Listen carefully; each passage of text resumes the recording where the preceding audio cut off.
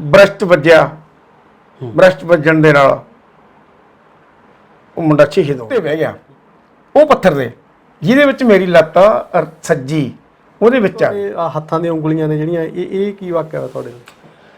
ਇਹ ਜੀ ਇਹੋ ਜਿਹਾ ਕੰਮ ਹੋਇਆ, ਬੱਦਲ ਫਟੇ ਦੇ ਵਿੱਚ ਸਾਨੂੰ ਤੇ ਮੈਨੂੰ ਤੇ ਮਹਿਕਲ ਨੂੰ ਵਿੱਚ ਲੈ ਲਿਆ ਜੀ, ਦਬ ਗਏ। ਉਹ ਮੇਰਾ ਸ਼ੌਕ ਚੱਕਰ ਉਹ ਜਿਹੜਾ ਪਾਇਲਟ ਸੀ ਜੁਹਾਇਆ ਉਹਨੂੰ ਮਿਲ ਗਿਆ। ਕਿਉਂ ਮੈਨੂੰ ਕਿੱਥੋਂ ਪਤਾ ਲੱਗ ਗਿਆ? ਹਾਂ ਵੱਲੋਂ ਤੁਹਾਨੂੰ ਸਮੇਂ-ਸਮੇਂ ਦੇ ਪੰਜਾਬ ਸਰਕਾਰ ਨੇ ਮੈਨੂੰ ਕੁਛ ਨਹੀਂ ਦਿੱਤਾ ਹੈਗਾ। ਦੁਨੀਆ ਦਾ ਆਸਟ੍ਰੇਲੀਆ ਵਾਸਤੇ ਵੀਜ਼ੇ ਮੰਗਦੇ ਨੇ, ਨੌਕਰੀਆਂ ਭਾਲਦੇ ਨੇ। ਤੈਨੂੰ ਮੈਂ ਜਿੱਦਣ ਤੂੰ ਮੇਰੇ ਫਲੈਟ ਦੇ ਵਿੱਚ ਬਹਿ ਗਿਆ। ਪਰ ਜੇ ਦੇਖਿਆ ਜਾਵੇ ਇੰਨਾ ਕੁਝ ਕਰਨ ਦੇ ਬਾਵਜੂਦ ਵੀ ਜਿਹੜੇ ਤੁਹਾਡੇ ਘਰ ਦੇ ਹਾਲਾਤ ਨੇ ਮੈਨੂੰ ਇੰਨੇ ਵਧੀਆ ਨਹੀਂ ਲੱਗਦੇ, ਇਹਦਾ ਕੀ ਕਾਰਨ ਹੈ? ਸੇਵਾ ਦੇਸ਼ ਦੀ ਜ਼ਿੰਦੜੀ ਬੜੀ ਔਖੀ, ਗੱਲਾਂ ਕਰਨੀਆਂ ਢੇਰ ਸਖੱਲੀਆਂ ਨੇ। ਜਿਨ੍ਹਾਂ ਦੇਸ਼ ਸੇਵਾ ਦੇ ਵਿੱਚ ਪੈਰ ਪਾਇਆ ਉਹਨਾਂ ਲੱਖਾਂ ਮੁਸੀਬਤਾਂ ਚੱਲੀਆਂ ਨੇ। ਸੋ ਦੋਸਤੋ, ਅੱਜ ਅਸੀਂ ਪੁੱਜੇ ਹੋਏ ਹਾਂ ਜ਼ਿਲ੍ਹਾ ਸੰਗਰੂਰ ਦੇ ਪਿੰਡ ਗਿੱਦੜਿਆਣੀ ਦੇ ਵਿੱਚ, ਜਿੱਥੇ ਕਿ ਤੁਹਾਨੂੰ ਮਿਲਾਵਾਂਗੇ ਇੱਕ ਉਹ ਮਹਾਨ ਸ਼ਖਸੀਅਤ ਨੇ, ਮਹਾਨ ਸਾਡੇ ਸੂਬੇਦਾਰ ਸਾਹਿਬ ਫੌਜੀ ਸਾਹਿਬ, ਜਿਨ੍ਹਾਂ ਨੇ 1971 ਦੀ ਲੜਾਈ ਹੈ ਜਿਹੜੀ ਉਹ ਵੀ ਬੜੀ ਦਲੇਰੀ ਦੇ ਨਾਲ ਲੜੀ। ਤੇ ਗੱਲ ਕਰੀਏ ਤਾਂ ਆਰਮੀ ਦੇ ਵਿੱਚ ਰਹਿੰਦਿਆਂ ਜੋ ਪਰਬਤਾਰੋਹੀ ਉੱਚੀਆਂ ਪਹਾੜੀਆਂ ਤੇ ਚੜ੍ਹਨ ਦੇ ਰਿਕਾਰਡ ਨੇ ਜਿਹੜੇ, ਉਹ ਵੀ ਇਹਨਾਂ ਦੇ ਨਾਂ ਨੇ। ਤੇ ਕੀ ਕੀ ਪ੍ਰਾਪਤੀਆਂ ਰਹੀਆਂ ਨੇ, ਤੇ ਆਓ ਫਿਰ ਸਾਰੀਆਂ ਗੱਲਾਂ ਬਾਤਾਂ ਕਰਨ ਦੇ ਲਈ ਸਾਡੇ ਨਾਲ ਨੇ ਸੂਬੇਦਾਰ ਸਰਦਾਰ ਗੁਰਜੰਟ ਸਿੰਘ ਜੀ ਗਿੱਦੜਿਆਣੀ। ਹਾਂਜੀ ਸੂਬੇਦਾਰ ਸਾਹਿਬ, ਸਭ ਤੋਂ ਪਹਿਲਾਂ ਤਾਂ ਸਾਡੇ ਚੈਨਲ ਦੇ ਵੱਲੋਂ ਤੁਹਾਡਾ ਬਹੁਤ ਬਹੁਤ ਸਵਾਗਤ ਹੈ ਜੀ। ਧੰਨਵਾਦ ਧਰਮ ਸਿੰਘ ਹਰਿਓ, ਧੰਨਵਾਦ ਜੀ। ਜੀ ਹੋਰ ਕੀ ਹਾਲ ਚਾਲ ਨੇ ਜੀ ਸੂਬੇਦਾਰ ਸਾਹਿਬ? ਠੀਕ ਹੈ ਜੀ, ਜੋ ਸਮੇਂ ਦੇ ਮੁਤਾਬਕ ਟਾਈਮ ਲੰਘਦਾ ਠੀਕ ਹੈ ਜੀ। ਸੂਬੇਦਾਰ ਸਾਹਿਬ, ਤੁਸੀਂ 1971 ਦੀ ਜਿਹੜੀ ਲੜਾਈ ਲੱਗੀ ਹੈ ਉਹਦੇ ਵਿੱਚ ਬੜੀ ਬਹਾਦਰੀ ਨਾਲ ਲੜੇ ਹੋ, ਤੇ ਉਹ ਕੀ ਸੀ, ਮਾਹੌਲ ਕਿੱਦਾਂ ਦਾ ਸੀਗਾ, ਕਿਹੜੀ ਤੁਹਾਡੀ ਪਲਟਨ ਸੀ, ਕਿੰਨੇ ਸੀ ਜਿਹੜੇ ਨਾਲ ਦੇ ਤੁਹਾਡੇ, ਆਪਾਂ ਕਰ ਲਈਏ ਸਾਡੇ ਯੋਧੇ ਸੂਰਮੇ ਫੌਜੀ ਸਾਹਿਬ ਜੋ ਕਿ ਉੱਥੇ ਆਪਣੀ ਜਾਨ ਕੁਰਬਾਨ ਕਰ ਗਏ ਸੀ? ਦੇਖੋ ਜੀ, ਮੈਂ 1967 ਦੇ ਵਿੱਚ ਫੌਜ ਦੇ ਵਿੱਚ ਭਰਤੀ ਹੋਇਆ ਜੀ। ਮੇਰਠ ਮੈਂ ਆਪਣੀ ਟ੍ਰੇਨਿੰਗ ਕਰੀ। ਟ੍ਰੇਨਿੰਗ ਕਰਨ ਤੋਂ ਬਾਅਦ ਮੈਂ ਕਸ਼ਮੀਰ ਦੇ ਵਿੱਚ ਪੁੰਛ ਇਲਾਕੇ ਦੇ ਵਿੱਚ ਜਾ ਕੇ ਉੱਥੇ ਪਲਟਨ ਦੇ ਵਿੱਚ ਪਹੁੰਚਿਆ ਜੀ। ਉੱਥੇ ਤਕਰੀਬਨ 3 ਸਾਲ, ਹੋਰ ਮਹੀਨਾ 2 ਮਹੀਨੇ ਵੱਧ ਘੱਟ ਹੋਣਗੇ, ਉੱਥੇ ਅਸੀਂ ਸਾਡੀ ਪਲਟਨ ਫੋਰਸਿਕ ਨੇ ਲਏ। ਉੱਥੇ ਇੱਕ ਫੌਜ ਦੇ ਵਿੱਚ ਕਮਾਂਡੋ ਚੱਲਦੀ ਹੈ, ਕਮਾਂਡੋ। ਉਹ ਕਮਾਂਡੋ ਦੇ ਵਿੱਚ ਵੀ ਮੇਰਾ ਨਾਮ ਪਾਇਆ ਗਿਆ, ਮੈਂ ਕਮਾਂਡੋ ਕਰਦਾ ਰਿਹਾ।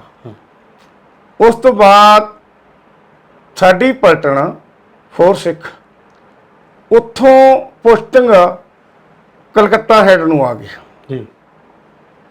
ਕਲਕੱਤਾ ਸਾਈਡ ਨੂੰ ਆਈ, ਸਾਨੂੰ ਮਤਲਬ ਇਹੋ ਜਿਹਾ ਉਸ ਟਾਈਮ ਦੇ ਉੱਤੇ ਦੇਸ਼ ਦਾ ਮਾਹੌਲ ਸੀ ਜੋ ਕਿ ਬੰਗਲਾਦੇਸ਼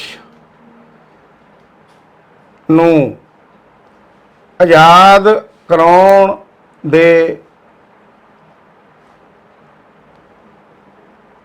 ਮਤਲਬ ਭਾਵਨ, ਜਾਂ ਕਹਿ ਲਓ ਆਪਣੀ ਹਿੰਦੁਸਤਾਨ ਨੂੰ ਇਹ ਹੋਇਆ ਵੀ ਉਹਨਾਂ ਨਾਲ ਧੱਕੇਸ਼ਾਹੀ ਹੋ ਰਹੀ ਹੈ ਜੋ ਕਿ ਪਾਕਿਸਤਾਨ ਕਰ ਰਿਹਾ ਸੀ ਜੀ। ਅਸੀਂ ਸਾਡੀ ਸਿੱਖ ਰੈਜੀਮੈਂਟ ਫੋਰਸਿਕ ਬਹੁਤ ਹੀ ਮਹਾਨ, ਬੜੀ ਯੋਧਾਂ ਦੀ ਤਕੜੀ ਪਲਟਨ ਹੈ। ਹਾਂਜੀ। ਜਿਹੜੀ ਕਿ ਅਸੀਂ ਇੱਥੋਂ ਬਰਦਵਾਨ ਪੁੱਜੇ ਜੀ। ਬਰਦਵਾਨ ਜਾ ਕੇ ਉੱਥੇ ਅਸੀਂ ਬਹੁਤ ਤਕੜੀ ਪ੍ਰੈਕਟਿਸ ਕੀਤੀ, ਸਿਖਲਾਈਆਂ ਕੀਤੀਆਂ, ਹੋਰ ਜੋ ਵੀ ਮੌਕੇ ਦੇ ਸਾਡੇ ਕਮਾਂਡਿੰਗ ਸੀਗੇ, ਹੋਰ ਜਰਨਲ ਸਾਹਿਬ, ਹੋਰ ਜੋ ਵੀ ਹੈ ਸਾਡੀ ਯੂਨਿਟ ਦੇ ਹਾਂਜੀ ਨਜ਼ਦੀਕੀ ਅਫਸਰ ਜੋ ਕਮਾਂਡਿੰਗ ਹੁੰਦੇ ਨੇ, ਕਰਨਲ ਕੋਪਨੀਆਂ ਦੇ ਮੇਜਰ ਸਾਹਿਬ, ਜੈਸੀਓ ਸਾਹਿਬਾਨ, ਉੱਥੇ ਅਸੀਂ ਪੂਰੀ ਜ਼ੋਰ ਛੋੜ ਦੇਣਾ, ਜੋਸ਼ ਦੇਣਾ, ਅਸੀਂ ਟ੍ਰੇਨਿੰਗ ਕਰਦੇ ਰਹੇ ਜੀ। ਕੁਝ ਸਮਾਂ ਇਹੋ ਜਿਹਾ ਆਇਆ, ਸਾਨੂੰ ਇਹ ਪਤਾ ਲੱਗਿਆ ਵੀ ਹੁਣ ਤੁਸੀਂ ਜੰਗ ਨੂੰ ਜਾਣਾ ਹੈ। ਜੀ। ਜੰਗ ਨੂੰ ਜਾਣ ਵਾਸਤੇ ਜਦੋਂ ਐਨ ਪੂਰੀਆਂ ਸਾਡੀਆਂ ਤਿਆਰੀਆਂ ਹੋ ਗਈਆਂ, ਅਸੀਂ ਗਾਹਾਂ ਦੌਲਤਪੁਰ ਜੋ ਕਿ ਬੰਗਲਾ ਦੇਸ਼ ਦੇ ਬਹੁਤ ਨੇੜੇ ਹੈ। ਦੌਲਤਪੁਰ ਦੇ ਏਰੀਏ 'ਚ ਅਸੀਂ ਜਾ ਕੇ ਉੱਥੇ ਡਿਪਲੋਇਮੈਂਟ ਹੋ ਗਏ।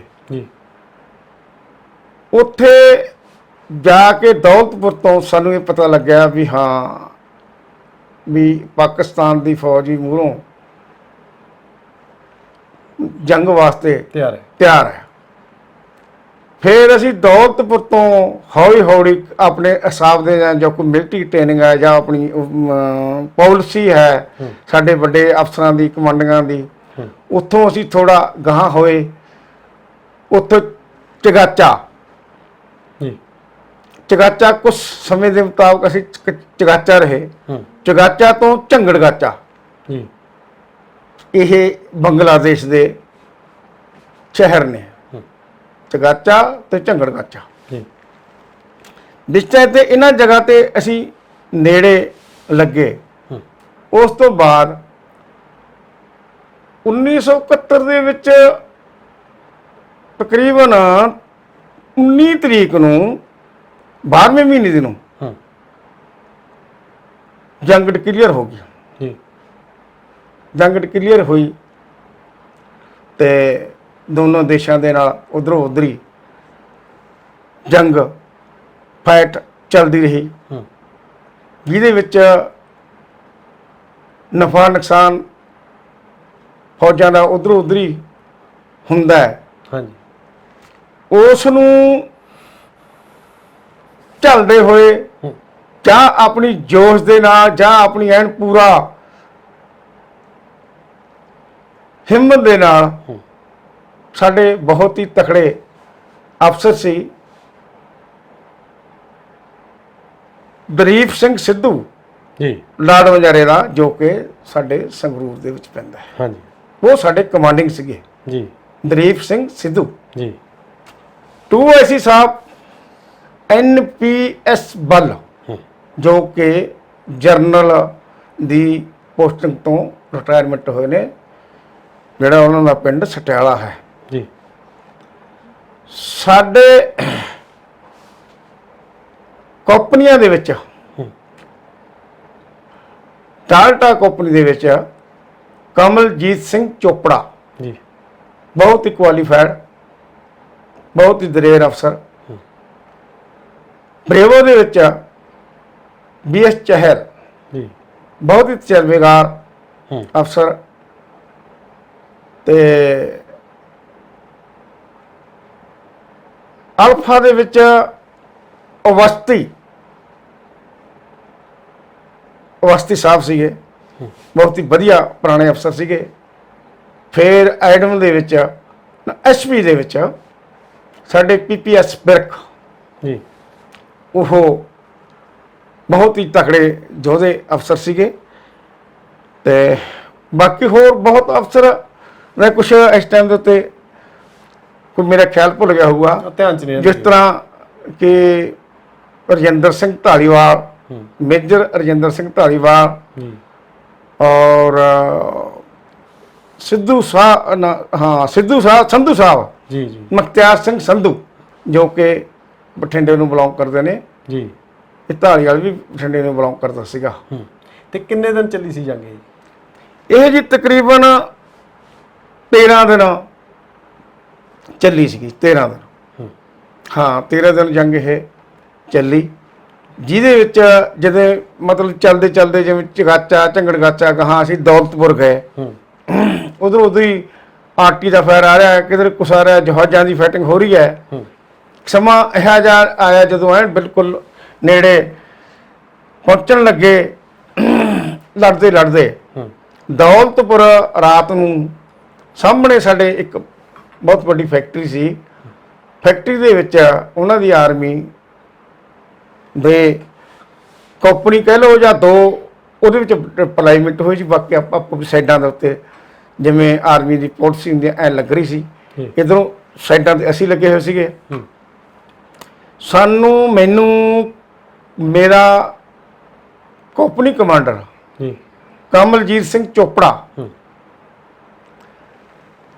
ਮੈਨੂੰ ਤੇ ਇੱਕ ਅਮਰੀਕ ਸਿੰਘ ਸੀਗਾ ਗੁਰਦਾਸਪੁਰ ਦਾ, ਉਹ ਉਹਨਾਂ ਨੂੰ ਸਾਨੂੰ ਦੋਨਾਂ ਨੂੰ ਕਹਿੰਦਾ ਵੀ ਤੁਸੀਂ ਜਾ ਕੇ ਕਰਾਲੰਗ ਕਰਕੇ ਨੇੜੇ ਲੱਗ ਕੇ ਦੁਸ਼ਮਣ ਦੇ ਤੁਸੀਂ ਗ੍ਰਨੇਡ ਸਿੱਟ ਕੇ ਆਓ। ਜੋ ਕਿ ਸਾਹਮਣੇ ਦਿਖ ਰਿਹਾ ਹੈ, ਸਾਡਾ ਸੂਬੇਦਾਰ ਲੱਖਾ ਸਿੰਘ ਕੰਪਨੀ ਦਾ ਸੀਨੀਅਰ ਜੈਸੇ ਸੀ, ਉਹ ਇਹ ਚੀਜ਼ ਨੂੰ ਕਹਿੰਦਾ ਸੀ ਵੀ ਸ਼ਾਇਦ ਸਾਹਿਬ ਅੱਗੇ ਲੱਗੇ ਹੋਏ ਨੇ, ਦੁਸ਼ਮਣ ਹੈ, ਵੀ ਇਹਨਾਂ ਨੂੰ ਜਾਂਦੇ ਬਚ ਲੈਣ। ਤੇ ਕੋਈ ਨਹੀਂ, ਅਸੀਂ ਮੰਨਿਆ, ਠੀਕ ਹੈ, ਕੋਈ ਗੱਲ ਨਹੀਂ, ਅਸੀਂ ਦੇਸ਼ ਦੇ ਵਾਸਤੇ ਕੁਰਬਾਨ ਦੇ ਜਾਨ ਦੇਣ ਨੂੰ ਵੀ ਤਿਆਰ ਹਾਂ, ਇਹ ਸਾਡਾ ਕੰਮ ਹੀ ਹੈ, ਜੇ ਕੁਰਬਾਨ ਹੋ ਜਾਗੇ ਕੋਈ ਗੱਲ ਨਹੀਂ, ਇਸੀ ਗੱਲ ਇਹ ਜਾਵਾਂ। ਮੈਂ ਤੇ ਅਮਰੀਕ ਸਿੰਘ ਕਰਾਲੰਗ ਕਰਦੇ ਗਏ। ਸਾਡੇ ਕੋਲ 4 ਗ੍ਰਨੇਡ ਅਮਰੀਕ ਕੋਲ, 4 ਗ੍ਰਨੇਡ ਮੇਰੇ ਕੋਲ, ਜਿਹਦੇ ਵਿੱਚੋਂ 2-2 ਸੈਕਿੰਡ ਵਾਲੇ, 4 ਸੈਕਿੰਡ ਵਾਲੇ 2 ਮੇਰੇ ਕੋਲੇ, 4 ਸੈਕਿੰਡ ਵਾਲੇ 2 ਅਮਰੀਕ ਕੋਲੇ, 2 7 ਸੈਕਿੰਡ ਵਾਲੇ 2 7 ਸੈਕਿੰਡ ਵਾਲੇ ਅਮਰੀਕ ਕੋਲੇ, ਜਿਹੜੀ 2-2 4-4 ਸੈਕਿੰਡ ਵਾਲੇ 2 7 ਸੈਕਿੰਡ ਵਾਲੇ। ਕਿਉਂਕਿ ਜਦੋਂ 7 ਵਾਲਾ ਪਹਿਲਾਂ ਸਿੱਟਾਂਗੇ ਉਹਦਾ ਟਾਈਮ 3 ਸੈਕਿੰਡ ਹੁੰਦੇ ਐਦਾਂ ਨਹੀਂ, ਚੌਥਾ 4 ਸੈਕਿੰਡ ਵਾਲਾ ਛੱਡਦੇ ਹਾਂ, ਕਿਉਂਕਿ ਅਸੀਂ ਆਪਣੇ ਟਾਈਮ ਦੇ ਮੁਤਾਬਕ ਬਾਕੀ ਸਾਨੂੰ ਜੋ ਵੀ ਹੈ ਸੀਗਾ ਉਸ ਹਿਸਾਬ ਨਾਲ ਅਸੀਂ ਨੇੜੇ ਲੱਗ ਕੇ ਉਹ ਪਹਿਲਾਂ 7 ਵਾਲੇ ਸਿੱਟੇ, ਉਹਨੇ ਸਿੱਟੇ, ਮੈਂ ਸਿੱਟੇ, ਉਹਦੇ ਬਾਅਦ 4-4 ਵਾਲੇ ਸਿੱਟੇ। ਜਦੋਂ 8 ਗ੍ਰਨੇਟਾਂ ਦਾ ਜਾ ਕੇ ਧਮਾਕਾ ਪਿਆ, ਬਹੁਤ ਵੱਡਾ, ਉਹਨਾਂ ਨੂੰ ਭੱਬਲ ਪੁੱਸੇ 'ਚ ਪੈ ਗਈ ਉਹਨਾਂ ਦੀ ਫੌਜ ਪਾਕਿਸਤਾਨ ਦੀ, ਵੀ ਇੰਡੀਆ ਨੇ ਤਾਂ ਆ ਕੇ ਸਾਡੇ ਤੇ ਅਟੈਕ ਕਰਤਾ ਉਰਾਂ ਪਰਾਂ ਤੋਂ, ਵੀ ਉੱਥੋਂ ਉਹਨਾਂ ਨੇ ਹਫੜਾ ਦਫੜੀ ਪਈ। ਉਹ ਜਗ੍ਹਾ ਉਹਨਾਂ ਨੇ ਛੱਡਣੀ ਸ਼ੁਰੂ ਕੀਤੀ। ਸਾਡੇ ਕੰਪਨੀ ਕਮਾਂਡਰ ਔਰ ਸਾਡਾ 2AC ਸੀਗਾ, ਇਹਨਾਂ ਨੇ ਜਦੋਂ ਕੋਸ਼ਿਸ਼ ਕੀਤੀ ਰਹਿ ਕਰਕੇ ਸਾਡੇ ਨਾਲ ਆਰਟੀ ਫਾਇਰ ਦੇਣ ਵਾਸਤੇ ਕੈਪਟਨ ਖਾਰਾ ਸਾਹਿਬ ਸੀਗੇ, ਜੋ ਕਿ ਆਰਟੀ ਦੇ ਕਮਾਂਡਰ ਸੀ, ਜਿਹੜੇ ਕਿ 에ਅਰ ਓਪੀ ਸੀਗੇ। ਉਹਨਾਂ ਤੋਂ 2 ਫਾਇਰ ਸਟੇ, ਉਹਨਾਂ ਨੇ ਜਦੋਂ ਉਸ ਫੈਕਟਰੀ ਦੇ ਵਿੱਚ ਮਾਰੇ ਗੋਲੇ, ਤੇ ਜਮੀ ਇਸ ਚੀਜ਼ ਨੂੰ ਕਲੀਅਰ ਹੋ ਗਿਆ, ਉੱਥੋਂ ਉਹ ਜਗ੍ਹਾ ਛੱਡ ਗਏ। ਜਾ ਕੇ ਉਦੋਂ ਬਾਅਦ ਅਸੀਂ ਉਹ ਜਗ੍ਹਾ ਤੇ ਕਵਰ ਕਰ ਲਿਆ। ਉਧਰੋਂ ਉਧਰ ਹੀ ਫਾਇਰ ਹੋ ਰਿਹਾ, ਪਾਕਿਸਤਾਨ ਕਰ ਰਹੀ ਹੈ, ਸਾਡੀ ਇੰਡੀਆ ਕਰ ਰਹੀ ਹੈ, ਅਸੀਂ ਕਰ ਰਹੇ ਹਾਂ, ਸਾਡੀ ਫੌਜ। ਇਸ ਤਰ੍ਹਾਂ ਸਾਡੀ ਡਿਪਲੋਇਮੈਂਟ ਹੋਈ ਹੈ। ਕੰਪਨੀ ਚਾਰਲੀ, ਡਾਲਟਾ, ਬ੍ਰੇਵੋ ਤੇ ਦੂਜੀਆਂ ਕੰਪਨੀਆਂ ਜਿਹੜੀ ਕਿ ਸਾਡੀ SP ਕੰਪਨੀ ਹੁੰਦੀ, ਜਿਹੜੀ ਸਪੋਰਟਸ ਕਹਿੰਦੀ ਹੈ, ਸਪੋਰਟ ਦਿੰਦੀ ਹੈ। ਐਡਮ ਕੰਪਨੀ ਜਿਹੜੀ ਹੁੰਦੀ ਹੈ, ਉਹਨੇ ਰਾਸ਼ਨ ਪਾਣੀ ਵਗੈਰਾ, ਉਹਨੇ ਇਸ ਦਾ ਐਡਮ ਸਟੇਸ਼ਨ ਕਰਨਾ ਹੁੰਦਾ ਹੈ। ਉਹ ਆਪਣੇ ਜਿੱਥੇ ਉਹਨਾਂ ਦਾ ਡਿਊਟੀ ਬਣਦੀ ਉਹ ਜਗ੍ਹਾ ਤੇ ਸੈੱਟ ਹੋਈ ਸੀ। ਬਿਲਕੁਲ ਅਸੀਂ ਆਪਣੀ ਪੂਰੀ ਜੋਰਾਂ ਸ਼ੋਰਾਂ ਦੇ ਨਾਲ ਲੜਾਈ ਲੜ ਰਹੇ ਸੀ, ਜਿਹਦੇ ਵਿੱਚੋਂ ਕੁਝ ਸਮਾਂ ਆਇਆ, ਐ ਸਾਹਮਣੇ ਉਧਰੋਂ ਫਾਇਰ ਹੋ ਰਿਹਾ ਹੈ। ਮੇਰਾ ਦੋਸਤ ਸੁੰਦਰ ਸਿੰਘ, ਉਹਦੇ ਆ ਕੇ ਜਦੋਂ ਇੱਧਰੋਂ ਆਇਆ, ਬ੍ਰਸ਼ਟ ਵੱਜਣ ਦੇ ਨਾਲ ਉਹ ਮੁੰਡਾ ਸ਼ਹੀਦ ਹੋ ਗਿਆ, ਸੁੰਦਰ ਸਿੰਘ। ਤੇ ਉਸ ਤੋਂ ਬਾਅਦ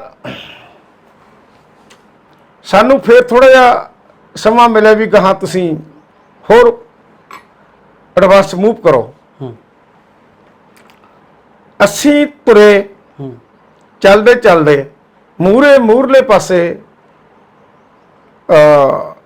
ਛੋਟਾ ਜਿਹਾ ਦਰਿਆ ਵਗਦਾ ਸੀ। ਉਧਰਲੇ ਪਾਸੇ ਪਾਕਿਸਤਾਨ ਦੇ ਉੱਪਰ ਕੋਠੇ ਛੋਟੇ ਜਿਹੜੇ ਪਿੰਡਾਂ ਦੇ ਵਿੱਚ ਲੱਗੀਆਂ HMGਆਂ ਉਹਨਾਂ ਦੇ ਕੋਲ ਸੀਗੀਆਂ, ਉਹ ਲੱਗੀਆਂ HMGਆਂ। ਉਹ ਸਾਡੇ ਨਾਲ ਥੋੜਾ ਜਿਹਾ ਹੈਡ ਦੇ ਵਿੱਚ ਸੀ। ਅਸੀਂ ਥੋੜਾ ਜਿਹਾ ਕਲੀਅਰ ਦੇ ਵਿੱਚ ਜਦੋਂ ਅਸੀਂ ਜਾ ਰਹੇ ਸੀ, ਹੈਗਾ ਤਾਂ ਉਹ ਇਲਾਕਾ ਬੰਗਲਾਦੇਸ਼ ਦੇ ਸੀ।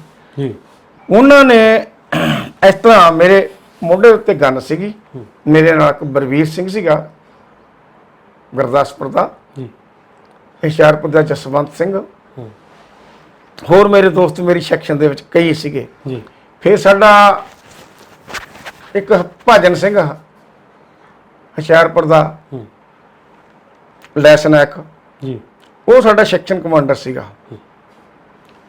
ਜਦੋਂ ਅਸੀਂ ਐ ਜਾ ਰਹੇ ਹਾਂ ਉਸ ਤੋਂ ਬਾਅਦ ਪਤਾ ਲੱਗ ਗਿਆ, ਜਦੋਂ ਸਾਹਮਣੋਂ ਫਾਇਰ ਆਉਣਾ ਸ਼ੁਰੂ ਹੋ ਗਿਆ, ਹੂੰ ਅਸੀਂ ਪੋਜੀਸ਼ਨ ਲੈਣ ਦੀ ਕੋਸ਼ਿਸ਼ ਕੀਤੀ। ਉੱਥੇ ਰਬੜ ਦੇ ਦਰਖਤ, ਤਾੜੀਆਂ, ਖੋਪੇ ਦੇ ਦਰਖਤ, ਇਹ ਜਿਹੇ ਉਹ ਜਗ੍ਹਾ ਸੀ। ਅਸੀਂ ਜਿਹੜਾ ਸਾਡੇ ਇਕਵਿਪਮੈਂਟ ਲਾਇਆ ਹੁੰਦਾ ਨਾ, ਉਹਨੂੰ ਪੋਚ ਕਹਿੰਦੇ ਨੇ। ਪੋਚ ਜਿਹਦੇ ਚ ਮਨੀਸ਼ਨ ਹੁੰਦਾ, ਬਾਕੀ ਮੌਰਾਂ ਦੇ ਪਿੱਛੇ ਪਿੱਠੂ ਹੁੰਦਾ ਹੈ। ਉਧਰੋਂ ਐ ਲਾਉਂਦੇ ਲਾਉਂਦੇ ਬ੍ਰੈਸਟ ਆਇਆ, ਮੇਰੇ ਕੋਲ ਦੀ ਲੰਘਿਆ। ਇਸ ਸਾਈਡ ਦੇ ਉੱਤੇ ਜੀ ਤਾੜੀਆਂ ਦਾ ਦਰਖਤ ਸੀ, ਇਸ ਸਾਈਡ ਤੇ ਨਹੀਂ। ਇਸ ਸਾਈਡ ਤੇ ਮੇਰੇ ਸੱਜੇ ਰਾਈਟ ਤਰਫ ਭਾਜਨ ਸਿੰਘ ਸੀਗਾ। ਭਾਜਨ ਸਿੰਘ ਦੀ ਇੱਥੋਂ ਬਾਂਹ ਦੇ ਵਿੱਚ ਆ ਜਗ੍ਹਾ ਦੇ ਉੱਤੇ ਬ੍ਰੈਸਟ ਲੰਘ ਗਿਆ। ਜੀ ਉਹ ਜਦੋਂ ਐ ਕੋਡਾ ਹੋਣ ਲੱਗਿਆ, ਦੁਬਾਰਾ ਉਸ ਜਗ੍ਹਾ ਤੇ ਫਿਰ ਬੈਠਾ, ਫਿਰ ਉਹਦੀ ਆਹ ਲੱਤ ਜਿਹੜੀ ਥੱਲੇ ਵਾਲੇ ਪਾਸੇ ਖੁੱਚ ਕੋਲ ਦੀ, ਹਾਂਜੀ ਇੱਥੋਂ ਦੀ ਬ੍ਰੈਸਟ ਲੰਘ ਗਿਆ। ਉਹ ਕਹਿੰਦਾ ਵੀ ਮੇਰੇ ਤੋਂ ਗੋਲੀ ਵੱਜੀ। ਫਿਰ ਅਸੀਂ ਸਾਡੇ ਕੋਲ ਇੱਕ ਉਹਨੂੰ ਫਸਟ ਏਡ ਕਹਿੰਦੇ ਨੇ, ਇੱਕ ਫੀਡ ਪੱਟੀ ਹੁੰਦੀ ਹੈ, ਛੋਟੇ ਮੋਟੇ, ਜੋ ਕਿ ਮੌਕੇ ਦੇ ਹਿਸਾਬ ਦੇ ਨਾਲ ਸਾਡੇ ਕੋਲ ਬੰਨਣ ਨੂੰ ਮਾੜਾ ਮੋਟਾ ਕੋਈ ਚੀਜ਼ ਹੁੰਦੀ ਹੈ। ਹਾਂਜੀ ਉਹ ਜੇ ਨਹੀਂ ਵੀ ਉਹ ਹੋਊਗੀ, ਅਸੀਂ ਛੇਕੜ ਦੀ ਵਾਰ ਆਪਣੀ ਪੱਗ ਵੀ ਲਾ ਦਿੰਦੇ ਹਾਂ ਹੂੰ ਵੀ ਛੋਟੀ ਕਰ ਦੋ, ਉਸ ਤੋਂ ਬਾਅਦ ਫਿਰ ਬੰਨ ਲਓ। ਹੂੰ ਤੇ ਉੱਤਰੇ ਨੈਟ ਕੈਮੋਫਲੈਜ ਹੁੰਦਾ, ਜਿਹੜਾ ਜਾਲ ਪਾਇਆ ਹੁੰਦਾ, ਉਹਨਾਂ ਫਿਰ ਉੱਤੇ ਢੱਕ ਕੇ ਫਿਰ ਹੂੰ ਉਹ ਜਦੋਂ ਜ਼ਖਮੀ ਹੋਇਆ, ਉਹਦੀ ਅਸੀਂ ਫਸਟ ਏਡ ਕੀਤੀ। ਹੂੰ ਫਸਟ ਏਡ ਕਰਕੇ ਪਿੱਛੋਂ ਕਰਾਰਨ ਕਰਕੇ ਫਿਰ ਅਸੀਂ ਉਹਨੂੰ ਥੋੜਾ ਪਿੱਛੇ, ਸਾਡੇ ਪਿੱਛੇ 100-200 ਗਜ਼ ਤੇ 300 ਗਜ਼ ਤੇ ਛੁਪੇ ਹੋਏ ਇਲਾਕੇ ਦੇ ਵਿੱਚ ਐਂਬੂਲੈਂਸ ਹੁੰਦੀ ਹੈ, ਗੱਡੀ, ਜੀ ਉਹਦੇ ਵਿੱਚ ਡਾਕਟਰ ਵੀ ਹੁੰਦੇ ਨੇ ਹੂੰ ਔਰ ਹੋਰ ਫਸਟ ਏਡ ਦਾ ਸਮਾਨ ਹੁੰਦਾ, ਕਈ ਚੀਜ਼ਾਂ ਹੁੰਦੀਆਂ ਨੇ। ਜੇਕਰ ਕੋਈ ਬੰਦਾ, ਉਹ ਬਚ ਗਿਆ ਸੀਗਾ ਜੀ? ਹਾਂ, ਉਹਨੂੰ ਉੱਥੇ ਪਹੁੰਚਾਉਣ ਤੋਂ ਬਾਅਦ ਉਹਦਾ ਉੱਥੇ ਇਲਾਜ ਕਰਨਾ ਸ਼ੁਰੂ ਹੋ ਗਿਆ। ਇੰਨਾ ਜ਼ਿਆਦਾ ਸੀਰੀਅਸ ਨਹੀਂ ਸੀਗਾ, ਜੀ ਜ਼ਿਆਦਾ ਸੀਰੀਅਸ ਨਹੀਂ, ਕੋਈ ਜਗ੍ਹਾ ਤੇ ਪੋਲੇ ਤੇ ਆ ਜਗ੍ਹਾ, ਜੇ ਤਾਂ ਕਿਤੇ ਛਾਤੀ ਛੁੱਤੀ ਜਾਂ ਕਿਤੇ ਸਿਰ ਸੁਰ ਚ ਪਹਿਲੀ, ਫਿਰ ਤਾਂ ਖਤਰਨਾਕ ਸੀਗਾ। ਜੀ ਉਹਨੂੰ ਉੱਥੋਂ ਪਿੱਛੇ ਹਸਪਤਾਲ ਭੇਜਤਾ ਕਲਕੱਤੇ ਦੇ ਵਿੱਚ। ਜੀ ਚਲੋ ਉਹਦਾ ਇਲਾਜ ਹੋਇਆ। ਫੌਜ ਦੇ ਵਿੱਚ ਬਹੁਤ ਵਧੀਆ ਮਾਹਰ ਡਾਕਟਰ ਹੁੰਦੇ ਨੇ, ਉਹਨਾਂ ਨੇ ਉਹਦਾ ਇਲਾਜ ਕੀਤਾ। ਇਲਾਜ ਕਰਦੋਂ ਅਸੀਂ ਜੰਗ ਲੜਦੇ ਰਹੇ। ਇਹਦੇ ਵਿੱਚ ਹੀ ਨਾਲ ਨਾਲ ਮੈਂ ਪਿੱਛੇ ਫਿਰ ਦੁਬਾਰਾ ਨਹੀਂ ਆਉਣਾ। ਇਸੇ ਹਰਭਜਨ ਸਿੰਘ ਨੂੰ ਜਿਹੜਾ ਜ਼ਖਮੀ ਹੋਇਆ, ਇਸ ਦਾ ਸਾਡੇ ਕਮਲਜੀਤ ਚੋਪੜੇ ਨੇ ਨਾਂ ਦਿੱਤਾ ਵੀਰ ਚੱਕਰ ਨੂੰ, BRC, ਜੋ ਕਿ ਉਹਦਾ ਉਸ ਟਾਈਮ ਦੇ ਉੱਤੇ BRC ਉਹਦਾ ਮਨਜ਼ੂਰ ਹੋ ਗਿਆ, ਉਹਨੂੰ ਵੀਰ ਚੱਕਰਾ ਮਿਲ ਚੁੱਕਿਆ, ਪ੍ਰੋਪਰ ਉਹਨੂੰ ਵੀਰ ਚੱਕਰਾ ਮਿਲ ਗਿਆ। ਅੱਛਾ, ਉਹਦੇ ਨਾਲ ਦੀ ਨਾਲ ਚਾਰਲੀ ਕੰਪਨੀ ਦੇ ਵਿੱਚ ਇੱਕ ਜਵਾਨ ਸੀਗਾ, ਉਹ ਵੀ ਸ਼ਹੀਦ ਹੋ ਗਿਆ ਸੀਗਾ। ਉਸ ਨੂੰ ਨਹੀਂ ਕੋਈ ਗੱਲ ਹਿਸਾਬ ਚਾਹੀ ਹੋਣੀ, ਸੌਕੇ ਦੀ ਜਾਂ ਡਿਲੇ ਹੋ ਗਈ, ਕੋਈ ਸਾਈਟੇਸ਼ਨ ਬਣਾਉਂਦੇ, ਉਸ ਨੂੰ ਨਹੀਂ ਹੋਇਆ। ਚਲੋ ਜੰਗ ਚੱਲਦੀ ਰਹੀ, ਚਲਦੀ ਬਹੁਤ ਕੁਝ ਹੋਇਆ। ਫਿਰ ਕੋਈ ਇੱਕ ਇਹੋ ਜਿਹਾ ਸਹਿਮਾ ਆਇਆ, ਦੁਪਹਿਰ ਦੇ 2 ਵਜੇ ਹੋਣਗੇ, 2 ਵਜੇ ਸਾਡੇ ਤੇ ਜਹਾਜ਼ਾਂ ਦਾ ਅਟੈਕ ਹੋਇਆ। ਪਹਿਲਾਂ ਜਹਾਜ਼ ਕੀ ਕਰਦੇ ਨੇ, ਪਹਿਲਾਂ ਪੂਰੀ ਫੁੱਲ ਸਪੀਡ ਨਾਲ ਲੰਘ ਜਾਂਦੇ ਨੇ, ਸਾਨੂੰ ਪਤਾ ਲੱਗਦਾ ਵੀ ਹੁਣ ਜਹਾਜ਼ ਰੈਕੀ ਕਰ ਗਿਆ, ਹੁਣ ਦੁਬਾਰਾ ਥੋੜੇ ਚਿਰ ਬਾਅਦ ਆਪਣੇ ਦੇ ਫਾਇਰ ਜਹਾਜ਼ਾਂ ਦਾ ਆਊਗਾ। ਅਸੀਂ ਆਪਣੇ ਹਿਸਾਬ ਦੇ ਨਾਲ, ਜੋ ਸਾਡੀ ਹੁੰਦੀ ਹੈ ਟ੍ਰੇਨਿੰਗ ਜਾਂ ਸਾਡਾ ਤਜਰਬਾ ਹੁੰਦਾ ਹੈ, ਤੇ ਅਸੀਂ ਉਸ ਹਿਸਾਬ ਦੇ ਨਾਲ ਆਪਣਾ ਬਚਾਓ ਕਰਦੇ ਹੋਏ ਅਸੀਂ ਸਾਹਮਣੇ ਵੀ ਆਪਣਾ ਜੰਗ ਲੜਦੇ ਰਹੇ, ਲੜਾਈ ਲੜਦੇ ਰਹੇ।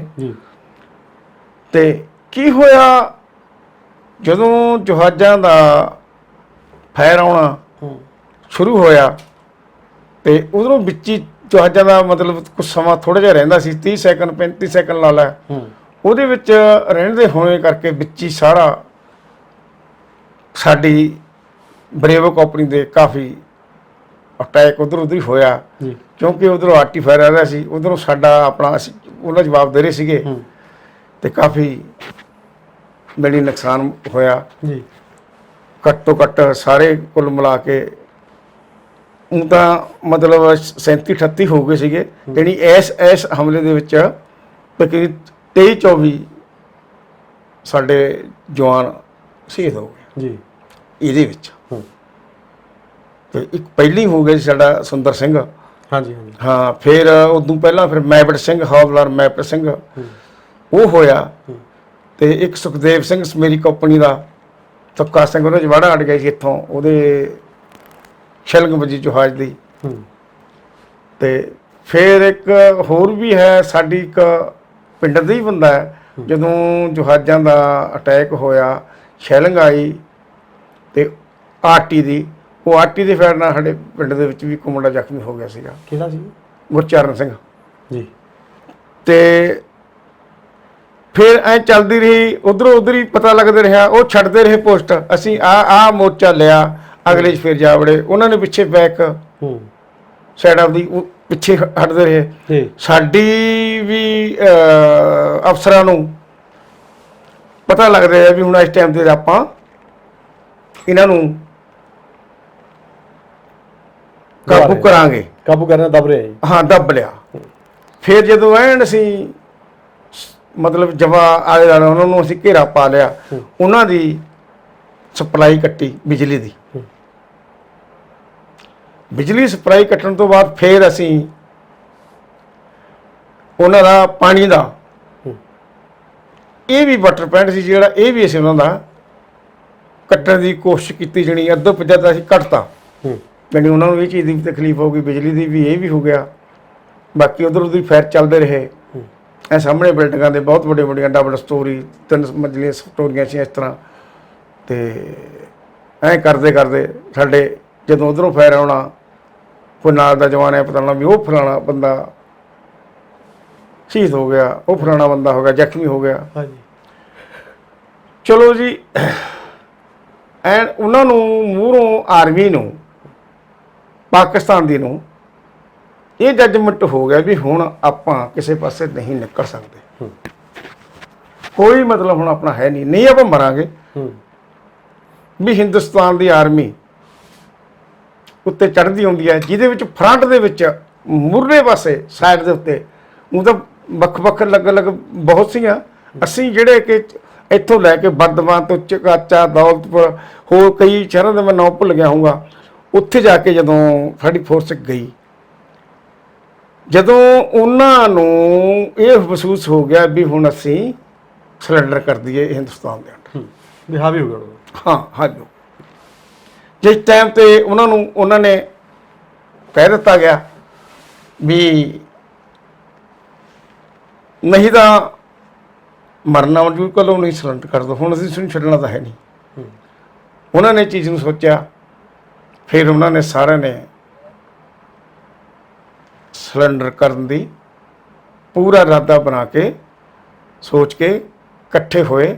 ਫਿਰ ਉਹਨਾਂ ਨੇ ਸਾਨੂੰ ਸਰੈਂਡਰ ਕਰਿਆ। ਫਿਰ ਮੋਰਚਾ ਫਤਿਹ ਕਰਤਾ ਜੀ। ਹਾਂ, ਸਰੈਂਡਰ ਕਰਨ ਤੋਂ ਬਾਅਦ ਫਿਰ ਜਿਹੜੇ ਉਹਨਾਂ ਦੇ ਜਰਨਲ ਸੀਗੇ ਨੇਵੀ ਦਾ, ਜਹਾਜ਼ਾਂ ਵਾਲਾ, ਥੱਲੇ ਵਾਲਾ, ਜਿਹਨੂੰ ਜਲ ਥਲ ਵਾਯੂ ਸੈਨਾ, ਤਿੰਨੇ 97,000 ਉਹਨਾਂ ਦੀ ਆਰਮੀ ਨੂੰ ਅਸੀਂ ਕੈਦ ਕੀਤਾ, ਸਿਲੰਡਰ ਕਰਵਾਇਆ। ਸਿਲੰਡਰ ਕਰਵਾਉਣ ਤੋਂ ਬਾਅਦ ਫਿਰ ਜਿਹੜੇ ਜਰਨਲ ਸੀ, ਉਹਨਾਂ ਦੇ ਜਰਨਲਾਂ ਦੇ ਜਦੋਂ ਉਹ ਇੱਕ ਅਰੈਸਟ ਹੋ ਜਾਂਦਾ, ਉਹਨਾਂ ਦੇ ਕਰਾਉਂਡ ਲੋਹਾਏ ਗਏ। ਸਾਡੇ ਜਿਹੜੇ ਕੋਈ ਵੱਡੇ ਕਮਾਂਡਿੰਗ ਅਫਸਰ ਸੀਗੇ, ਉਹਨਾਂ ਨੇ ਸਾਡਾ ਦਲੀਪ ਸਿੰਘ ਸਿੱਧੂ ਰੈਜੀਮੈਂਟ ਦਾ ਬਹੁਤ ਤਕੜਾ ਕਮਾਂਡਿੰਗ ਸੀਗਾ, ਬਾਕੀ ਨਾਲ ਸਾਡੇ NBS ਬਲ ਹੋਰ ਸੀਗੇ। ਇਹ ਇਕੱਠੇ ਹੋ ਕੇ ਫਿਰ ਜਦੋਂ ਉਹਨਾਂ ਨੂੰ ਜਰਨਲਾਂ ਨੂੰ ਅੰਡਰ ਕਰਵਾਇਆ, ਕਰਾਉਂਡ ਲੁਹਾਏ, ਉਸ ਤੋਂ ਬਾਅਦ ਆਰਡਰ ਦਿੱਤਾ ਗਿਆ ਸਾਡੀ ਆਰਮੀ ਨੂੰ ਵੀ ਹੁਣ ਤੁਸੀਂ ਗੱਡੀਆਂ ਤਿਆਰ ਕਰ ਲਓ, ਵੀ ਇਹਨਾਂ ਦੀਆਂ ਗੱਡੀਆਂ ਇੰਨੀਆਂ ਹੋਣਗੀਆਂ ਪਾਕਿਸਤਾਨ ਦੀਆਂ ਜੀ। ਆਪਣੀ ਗੱਡੀ ਇੱਕ ਮੂਹਰੇ ਇੱਕ ਮਗਰ, ਮੂਹਰੀ ਆਪਣੀ ਪੂਰੀ ਜੋਸ਼ ਦੇ ਨਾਲ, ਸੁਰਤੀ ਦੇ ਨਾਲ ਔਰ ਫਰਤੀਲਾਪਨ ਦੇ ਵਿੱਚ, ਕਿਤੇ ਐਸਾ ਨਾ ਕੋਈ ਕੰਮ ਹੋਵੇ ਵੀ ਕਿਤੇ ਫਿਰ ਹੁਣ ਆਪਣਾ ਇਹ ਕੋਈ ਮਾੜੀ ਮੋਟੀ ਵੀਕਨੈਸ ਹੋ ਜੇ। ਵੀ ਪੂਰੇ ਚੁਸਤ ਰਹਿਣਾ ਜੀ। ਹਾਂ, ਪੂਰਾ ਚਸਤਾ। ਉਹਦੇ ਬਾਅਦ ਜਦੋਂ ਜਰਨਲ ਦੀ ਸਿਲੰਡਰ ਕਰਦੇ ਹੋਏ, ਇਹ ਤਾਂ ਹੁਣ ਆਮ ਵੀ ਦਫ਼ਤਰਾਂ ਦੇ ਵਿੱਚ ਹੋਰ ਜਗ੍ਹਾ ਤੇ ਬਹੁਤ ਵੋਟਾਂ ਉਹਨਾਂ ਨੇ ਲਈਆਂ ਨੇ। ਇਹ ਇੱਕ ਉਹ ਸਾਡਾ ਦਲੀਪ ਸਿੰਘ ਸਿੱਧੂ ਲਾਡੋ ਵੰਜਾਰੇ ਦਾ, ਜਿਹੜਾ ਕਿ ਉਹ ਬ੍ਰਿਗੇਡੀਅਰ ਰੈਂਕ ਤੋਂ ਰਿਟਾਇਰਮੈਂਟ ਹੋਇਆ, ਉਹ ਜਰਨਲਾਂ ਨੂੰ ਗਰਾਊਂਡ ਲਹਾਉਂਦਾ ਹੋਇਆ, ਉਹਨਾਂ ਨੂੰ ਮਹਿਸੂਸੀ ਦਿਵਾਉਂਦਾ ਹੋਇਆ ਲਿਆ। ਉਹਨਾਂ ਜਰਨਲ ਨੇ ਐ ਪੂਰਾ ਨੀਂਹ ਪਾ ਕੇ ਉਹਨਾਂ ਨੇ ਕਿਹਾ ਵੀ ਅੱਜ ਅਸੀਂ ਜਰਨਲ ਹਾਂ, ਵੀ ਸਾਨੂੰ ਕਰਨਲ ਸਾਹਿਬ ਇੱਕ ਉਹ ਸਾਨੂੰ ਤੋਂ ਗਰਾਊਂਡ ਲੈ ਰਿਹਾ, ਲੈਣੀ ਸੀਗੇ। ਫੁੱਲ ਆਰਡਰ ਮਿਲ ਗਏ ਉਹਨਾਂ ਨੂੰ, ਅਲੱਗ-ਅਲੱਗ ਜਿਵੇਂ ਜਿਵੇਂ ਉਹਨਾਂ ਦਾ ਅਹੁਦਾ ਕਹਿ ਲਓ ਜਾਂ ਉਹਨਾਂ ਦੀ ਉਹ ਕਹਿ ਲਓ ਗਰੁੱਪਿੰਗ ਲੈ ਲਓ, ਉਹਨਾਂ ਨੂੰ ਗੱਡੀਆਂ 'ਚ ਬਿਠਾਇਆ। ਗੱਡੀਆਂ 'ਚ ਬਿਠਾਉਣ ਤੋਂ ਬਾਅਦ ਅਸੀਂ ਮਗਰ ਮੂਹਰੇ ਗੱਡੀਆਂ, ਪਿੱਛੇ ਗੱਡੀਆਂ, ਅੱਗੇ ਗੱਡੀਆਂ ਲਿਆ ਕੇ ਉਹਨਾਂ ਨੂੰ ਫਿਰ ਪਿੱਛੇ ਨੂੰ ਤੋਰਿਆ। ਉੱਥੋਂ ਅਸੀਂ ਅਲੱਗ-ਅਲੱਗ ਪੜਾਅ ਦੇ ਥਰੂ ਆਉਂਦੇ ਅਸੀਂ ਰਾਮਗੜ੍ਹ ਰਾਂਚੀ ਉੱਥੇ ਇਹਨਾਂ ਨੂੰ ਲਾਇਆ। ਖਾਸ ਕਰਕੇ ਰਾਮਗੜ੍ਹ ਦੇ ਵਿੱਚ, ਰਾਂਚੀ ਦੇ ਵਿੱਚ ਉੱਥੇ ਬੜੇ ਬੜੇ ਕੇਜ ਬਣਾਏ ਗਏ। ਖਾਸ ਕਰਕੇ ਰਾਮਗੜ੍ਹ ਦੇ ਜਿੱਥੇ ਕਿ ਅੱਜ ਕੱਲ੍ਹ ਸਾਡਾ ਸਿੱਖ ਰੈਜੀਮੈਂਟ ਦਾ, ਸਿੱਖ ਗਰੁੱਪ ਦਾ ਸੈਂਟਰ ਹੈ, ਟ੍ਰੇਨਿੰਗ ਸੈਂਟਰ ਹੈ। ਉਹ ਜਗ੍ਹਾ 'ਤੇ ਉਹਨਾਂ ਨੂੰ ਬੜੇ ਬੜੇ ਕੇਜਾਂ ਦੇ ਵਿੱਚ ਰੱਖਿਆ ਗਿਆ। ਜਿਵੇਂ ਵੀ ਇਹ 'ਚ ਕਰਨਲ, ਇਹ 'ਚ ਜਰਨਲ, ਇਹਦੇ ਵਿੱਚ ਦੂਸਰੇ ਹੋਰ ਵੀ ਹੈ। ਇਹ ਬਾਕੀ ਸਾਡੇ ਜਵਾਨ ਵਿੱਚ ਹੀ ਉਹਨਾਂ ਨੇ ਫਿਰ ਇਸ ਤਰ੍ਹਾਂ ਬਣਾਏ ਗਏ। ਉਹਨਾਂ ਨੂੰ ਬਹੁਤ, ਉਹ ਤੋਂ ਬਾਅਦ ਲੜਾਈ ਤਾਂ ਠੀਕ ਹੈ, ਜੰਗ ਦੇ ਵਿੱਚ ਜੰਗ ਹੁੰਦਾ, ਉਸ ਤੋਂ ਬਾਅਦ ਉਹਨਾਂ ਨੂੰ ਪੂਰੀ ਆਪਣੀ ਇੰਡੀਅਨ ਗਵਰਨਮੈਂਟ ਤਰਫੋਂ ਪੂਰੀ ਸਹੂਲਤ ਦਿੱਤੀ ਗਈ, ਪੂਰੀ ਸੇਫਟੀ ਨਾਲ ਰੱਖਿਆ, ਪੂਰੀ ਸੇਫਟੀ ਨਾਲ ਰੱਖਿਆ। ਉਹਨਾਂ ਨੂੰ ਖਾਣਾ ਪੀਣਾ ਕੋਈ ਕਿਸੇ ਚੀਜ਼ ਦਾ ਉਹਨਾਂ ਨੂੰ ਕਮੀ ਨਹੀਂ, ਹਰੇਕ ਚੀਜ਼ ਅੰਦਰ ਉਹਨਾਂ ਦੇ ਬਣਦੀ, ਡਾਕਟਰੀ ਸਹੂਲਤ, ਹਰੇਕ ਚੀਜ਼, ਕੋਈ ਕਿਸੇ ਚੀਜ਼ ਦੀ ਉਹ ਨਹੀਂ ਸੀਗੀ। ਅਸੀਂ ਆਲੇ ਦੁਆਲੇ ਉਹਨਾਂ ਦੀ ਡਿਊਟੀਆਂ ਦਿੰਦੇ ਸੀਗੇ। ਕਿਉਂ ਉਹ ਬਹੁਤ ਜ਼ਿਆਦਾ ਨਫਰੀ ਹੋਣੇ ਕਰਕੇ ਸਾਨੂੰ ਵੀ ਇਸ ਚੀਜ਼ ਦਾ ਥੋੜ੍ਹਾ ਜਿਹਾ ਉਹ ਹੁੰਦਾ ਸੀਗਾ ਵੀ ਸਾਨੂੰ ਥੋੜ੍ਹਾ ਜਿਹਾ ਜ਼ਿਆਦਾ ਸਟਰੋਂਗ ਰਹਿਣਾ ਪੈਂਦਾ ਸੀਗਾ। ਕਿਉਂਕਿ ਜਵਾਨ ਇੰਨੇ ਕੈਂਪ ਦੇ ਆਲੇ ਦੁਆਲੇ ਵੀ ਲੱਗਣੀ, ਫੌਜ ਇੱਧਰ ਵੀ ਲੱਗਣੀ, ਵਿੱਚ ਵੀ ਘੁੰਮਣਾ, ਗਿਣਤੀ ਵੀ ਕਰਨੀ, ਬਿਲਕੁਲ ਹਾਂ, ਐਡਮਿਨਿਸਟ੍ਰੇਸ਼ਨ ਵੀ ਕਰਨਾ। ਸੋ ਇਹ ਸਾਡੀ ਸਿੱਖ ਰੈਜੀਮੈਂਟ ਫੋਰਸ ਨੇ ਬਹੁਤ ਤਕੜੀ ਪਲਟਨ ਹੈ, ਜਿਹਦੇ ਵਿੱਚ ਕੋਈ ਹਿੰਦੁਸਤਾਨ ਦੀ ਲੜਾਈ ਇਸ ਰੈਜੀਮੈਂਟ ਨੇ ਨਹੀਂ ਛੱਡੀ। ਕੋਈ ਦਿਨ ਇਹੋ ਜਿਹਾ ਸੀ ਇਸ ਪਲਟਨ ਦੇ ਵਿੱਚ ਨੌਜਵਾਨ ਜਾਣ ਤੋਂ ਵੀ ਝਿਜਕਦੇ ਸੀ, ਕਹਿੰਦੇ ਵੀ ਇਹ ਪਲਟਨ ਹਰੇਕ ਲੜਾਈ ਦੇ ਵਿੱਚ ਜਾਂਦੀ, ਉੱਥੇ ਨੁਕਸਾਨ ਵੀ ਹੋ ਸਕਦਾ ਹੈ। ਜਿਹੜੀ ਸਾਡੀ ਮੰਨੀ ਪਰਵੰਨੀ 36 ਸਿੱਖ ਦੇ ਨਾਮ ਦੇ ਉੱਤੇ ਇਹ ਸਿੱਖ ਰੈਜੀਮੈਂਟ ਹੈ, ਜਿਹਦੇ ਵਿੱਚ ਸਾਰਾਗੜ੍ਹੀ ਬਣੀ ਹੋਈ ਹੈ, ਫਿਰੋਜ਼ਪੁਰ, ਅੰਮ੍ਰਿਤਸਰ, ਜਿਹੜੀ ਕਿ 9ਵੇਂ ਮਹੀਨੇ ਦੀ 9 ਸਤੰਬਰ ਤੋਂ ਲੈ ਕੇ 10, 11, 12 ਉਹਦੇ ਵਿੱਚ ਇਹ ਮਨਾਇਆ ਜਾਂਦਾ ਬੜਾ ਧੂਮ-ਧਾਮ ਦੇ ਨਾਲ। 100 ਸਾਲਾ ਸਾਡਾ ਦਿਨ ਮਨਾਇਆ ਸੀ ਪਠਾਨਕੋਟ, ਜਿਹਦੇ ਵਿੱਚੋਂ ਬਾਹਰੋਂ ਅੰਗਰੇਜ਼ ਵੀ ਆਏ ਸੀਗੇ। ਹੁਣ ਇਸ ਟਾਈਮ ਦੇ ਉੱਤੇ ਜਿੰਨੇ ਵੀ ਸਾਡੇ ਰਿਟਾਇਰ ਐਕਸ ਸਰਵਿਸਮੈਨ,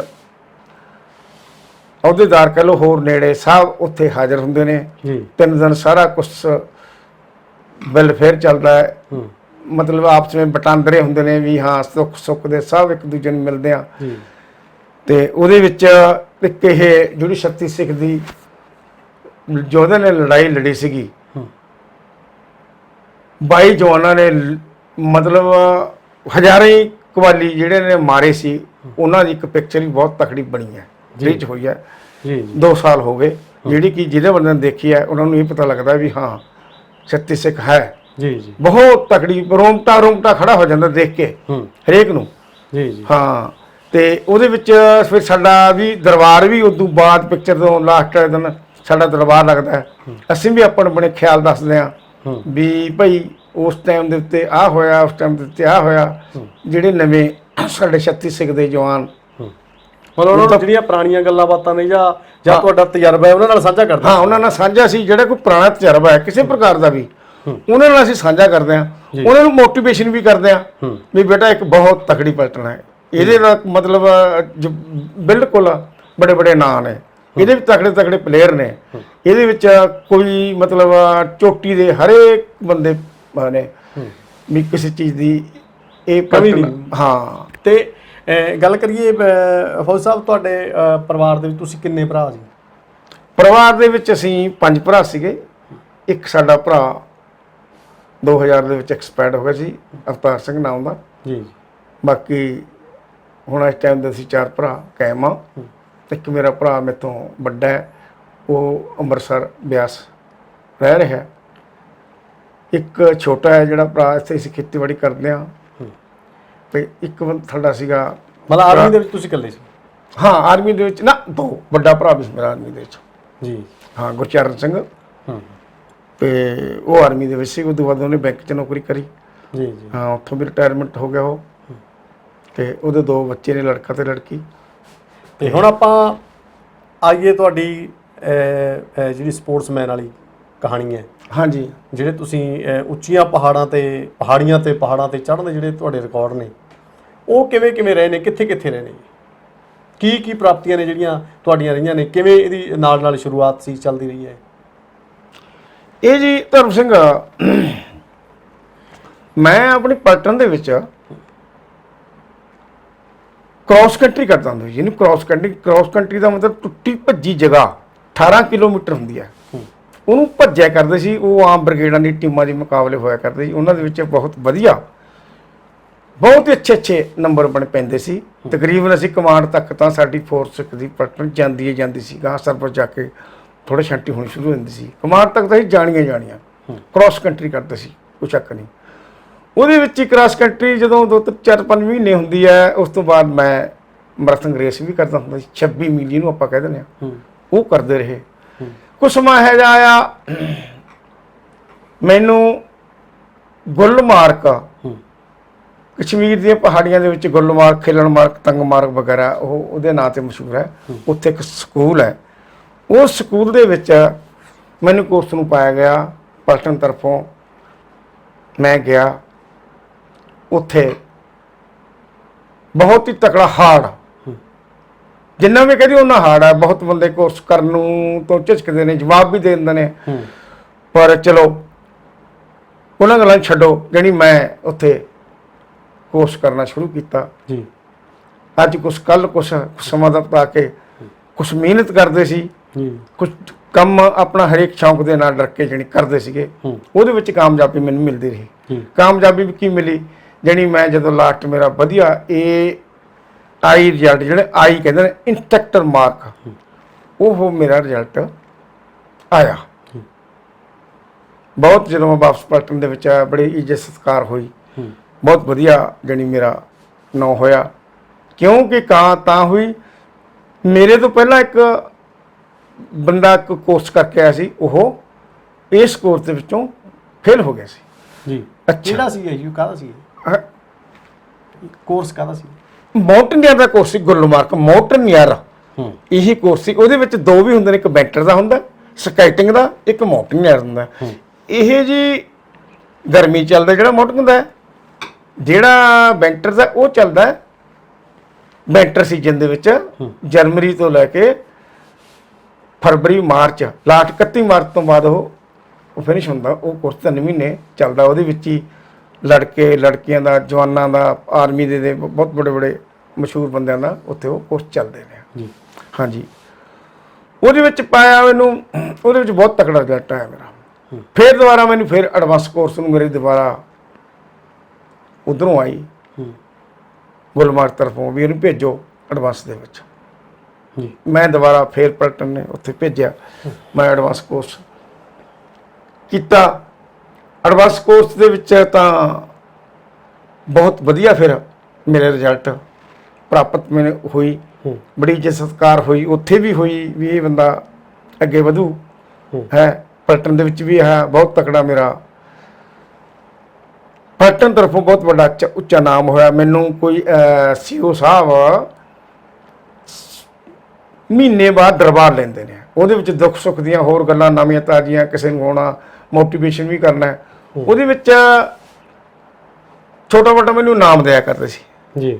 ਕਦੇ ਕੰਟੀਨ ਤੋਂ ਵੱਡਾ ਬਰੀਫਕੇਸ ਦੇ ਦੇਣਾ, ਕਦੇ ਜੋ ਵੀ ਉਸ ਮੌਕੇ ਦੇ ਹਿਸਾਬ ਨਾਲ ਪੈਸੇ ਦੇਣੇ, ਬਹੁਤ ਵਧੀਆ ਦੇਣਾ। ਜੇ ਕੋਈ ਬੰਦਾ ਜਵਾਨ ਹੈ ਥੋੜਾ ਬਹੁਤਾ, ਕਿਉਂਕਿ ਨਵੀਂ ਉਮਰ ਨਵੀਂ ਹੁੰਦੀ, ਕਈ ਵਾਰੀ ਕੋਈ ਛੋਟੀ ਮੋਟੀ ਗਲਤੀ ਕਰਦਾ, ਫਿਰ ਵੀ ਕਹਿੰਦੇ ਵੀ ਗੁਰਜੰਟ ਕੋਲੇ ਜਾਓ ਤੇ ਫਿਰ ਉਹਨੂੰ ਚੰਗਾ ਵਧੀਆ ਸੋਹਣਾ ਉਹਨਾਂ ਨੂੰ ਦੱਸਣਾ, ਨਹੀਂ ਬਈ ਤੁਸੀਂ ਵਧੀਆ। ਆਪਾਂ ਜਦ ਘਰ ਛੱਡਿਆ, ਹੁਣ ਆਪਾਂ ਨੇ ਗੱਲ ਹੀ ਕਰਨੀ ਹੈ, ਹੁਣ ਆਪਾਂ ਕੁਝ ਬਣ ਕੇ ਦਿਖਾਓ, ਘਰੇ ਬਣ ਕੇ ਜਾਓ। ਜੇ ਜਿਹੜਾ ਆਪਾਂ ਨੇ ਵਰਦੀ ਪਾ ਕੇ ਭਰਤੀ ਹੋ ਗਏ ਕਿ ਉਹੀ ਵਰਦੀ ਜਾ ਕੇ ਲਾਹਾਂਗੇ, ਨਹੀਂ, ਆਪਾਂ ਉਹ ਵਰਦੀ ਨੂੰ ਚਾਰ ਚੰਦ ਲਾ ਕੇ ਆਪਾਂ ਅੱਗੇ ਵਧਾਈਏ।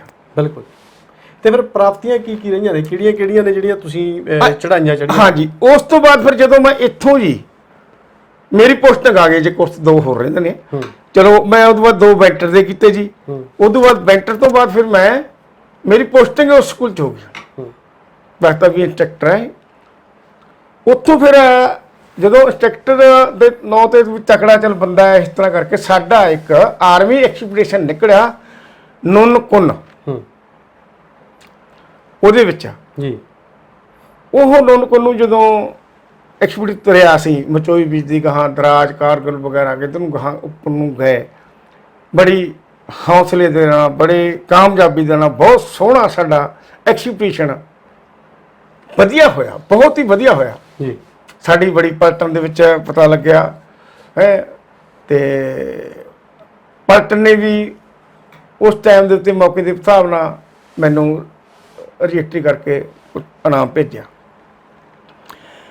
ਉਸ ਤੋਂ ਬਾਅਦ ਫਿਰ ਹੋਰ ਛੋਟੇ ਛੋਟੇ ਕੋਈ ਕਿਤੇ ਤਾਂ ਬਹੁਤ ਕੁਝ ਕੀਤਾ ਹੋਇਆ, ਹਰਮੁਖ, ਮਚੋਈ, ਕਿੰਨੇ ਅਸੀਂ ਕੁੰਨ ਦਾ ਹੀ ਮੈਂ ਕਹਿੰਦਾ ਸੀ ਵੀ ਕੁੰਨ ਵੀ ਸਾਨੂੰ ਮੌਕਾ ਦਿਓ ਐਕਸਪੀਡੀਸ਼ਨ ਦੇ ਵਿੱਚ।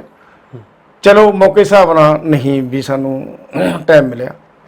ਚਲੋ ਉਸ ਤੋਂ ਬਾਅਦ ਇਹ ਤੋਂ ਬਾਅਦ ਦਿਉਂ ਤੇ ਤਿਉਂ ਚੱਲਦਾ ਰਿਹਾ। ਔਰ ਨਾਲ ਜੋ ਤੁਸੀਂ ਦੱਸੋਗੇ ਨਾ ਜਿਹੜੀ ਵੀ ਚੜਾਈ ਚੜੀ ਹੈ, ਇਹ ਵੀ ਦੱਸਣਾ ਜ਼ਰੂਰੀ ਹੈ ਕਿ ਉਹ ਚੜਾਈ ਕਿੰਨੀ ਸੀ, ਕਿੰਨੇ ਕਿਲੋਮੀਟਰ ਦੀ ਸੀ? ਜਿਹੜਾ ਇਹ ਨੁਨਕੁਨ ਸੀ, ਇਹਦੀ ਚੜਾਈ ਸੀ 24,000 ਫੁੱਟ ਜੀ। 24,000 ਫੁੱਟ। ਦੇਖੋ ਜਿਹੜੀ ਹਾਈਟ ਹੈ, ਹਾਈਟ ਚੀਜ਼ ਹੋਰ ਹੈ, ਜਿਹੜੀ ਕਠਿਨਾਈ ਹੈ ਉਹ ਚੀਜ਼ ਹੋਰ ਹੈ। ਬੈਂਗਟੇਡ ਜਿਹੜੇ ਹੁੰਦੇ ਨੇ, ਹਾਂ, ਉਹਦੀ ਤੁਸੀਂ ਪੁੱਛੋ ਕਿਉਂ ਜੀ। ਇੱਕ 10 ਮੰਜ਼ਿਲ ਬਿਲਡਿੰਗ ਹੈ, ਇੱਕ 100 ਫੁੱਟ ਪੋਲ ਹੈ।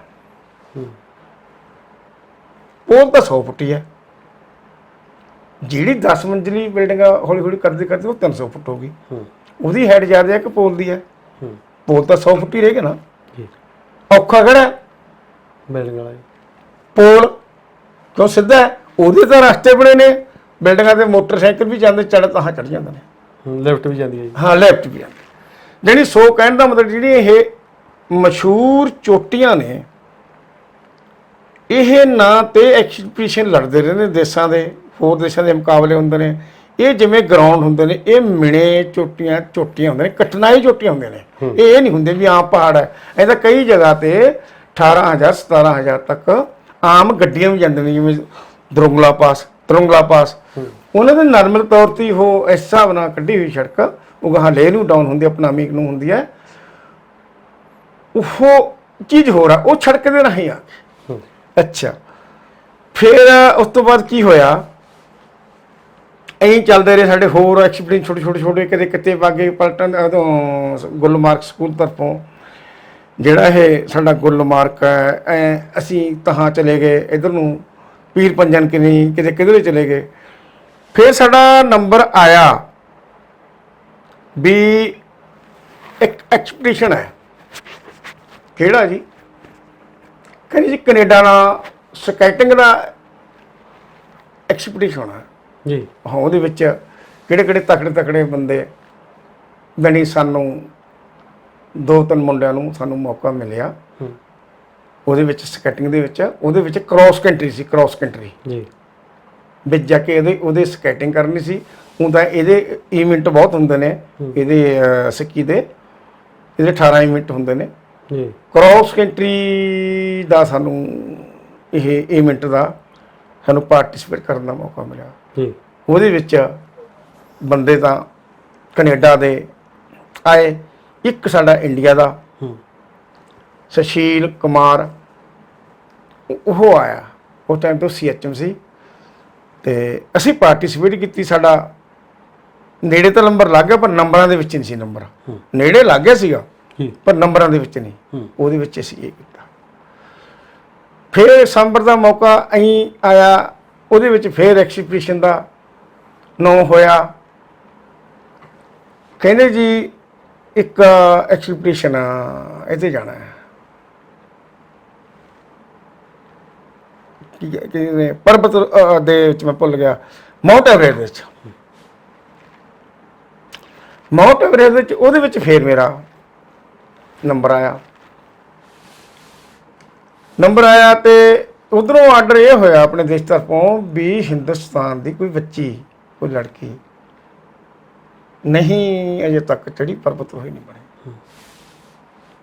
ਬਾਕੀ ਹੋਰ ਬੰਦੇ ਸੀਗੇ ਅਲੱਗ-ਅਲੱਗ ਕਲੱਬਾਂ ਦੇ ਹੋਰ ਦੇ ਵਿੱਚੋਂ ਜਿਹਦੇ ਸਾਡਾ ਵਿੱਚ ਪਾਇਆ ਗਿਆ। ਉਹਦੇ ਵਿੱਚ ਕੋਸ਼ਿਸ਼ ਇਹੀ ਸੀ ਵੀ ਉਹ ਲੜਕੀ ਨੂੰ ਚੜਾਇਆ ਜਾਵੇ। ਹਾਂ, ਐ ਚਲਦੇ ਜਾਨੀ ਜਦੋਂ ਗਏ ਚੜ੍ਹਦੇ ਰਹੇ। ਜਿਹੜੀ ਕੁਛ ਸਮਾਂ ਹੈ ਆ ਵੀ ਉਹ ਸਾਡਾ ਟਾਈਮ ਬਾੜ ਹੋ ਗਿਆ। ਉਹਦੇ ਵਿੱਚ ਉਹ ਸਾਡਾ ਐਕਸੀਬਿਸ਼ਨ ਉਹਦਾ ਚੜੀ ਗਏ, ਜਿਵੇਂ ਕੋਈ ਕਹਿੰਦੇ ਆ ਵੀ ਉਹ ਚੀਜ਼ ਨੂੰ ਮੰਨੀ ਨਹੀਂ ਜਾਂਦੀ ਜਿੰਨਾ ਚਿਰ ਫੋਟੋ ਨਾ ਹੋਵੇ, ਬਿਲਕੁਲ ਉੱਤੇ ਝੰਡਾ ਨਾ ਕੱਢਿਆ ਜਾਵੇ। ਕੁਛ ਥੋੜੀ ਜਿਹੀ ਕਮੀ ਦੇ ਨਾਲ ਟਾਈਮ ਬਾੜ ਹੋ ਗਿਆ। ਉਹ ਸਾਡਾ ਐਕਸੀਬਿਸ਼ਨ ਜਿਹੜੀ ਉਹਨੂੰ ਕਹਿ ਲਓ ਵੀ ਵਾਪਸ ਆ ਕੇ ਜਾਂ ਫੇਲ ਹੋ ਗਿਆ। ਹਾਂ, ਲੜਕੀ ਉਹ ਤੋਂ ਬਾਅਦ ਉਹ ਚੜੀ ਗਈ ਕਿਸੇ ਹੋਰ ਟੀਮ ਦੇ ਨਾਲ ਜਾਂ ਕਿਸੇ ਹੋਰ ਦੇ ਨਾਲ ਬਰੀਆਂ ਦੀ ਪਾਰ, ਉਹ ਬੱਸਾ ਉਹ ਕਰਿਆ ਹੀ।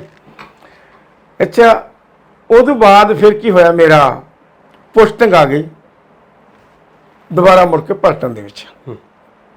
ਪਲਟਨ ਦੇ ਵਿੱਚ ਆਈ, ਮੈਨੂੰ ਲੈਟਰ ਆਇਆ ਵੀ ਤੇਰਾ ਅਮਰੀਕਾ ਦੇ ਨਾਲ ਇੰਡੋ ਅਮਰੀਕਾ ਐਕਸਪੀਡੀਸ਼ਨ ਹੈ, ਜਿਹਦੇ ਵਿੱਚ ਤੁਹਾਡਾ ਨਾਮ ਹੈ, ਤੁਸੀਂ ਇਹਦੇ ਨਾਲ ਲੜਨਾ। ਕਿੱਥੇ?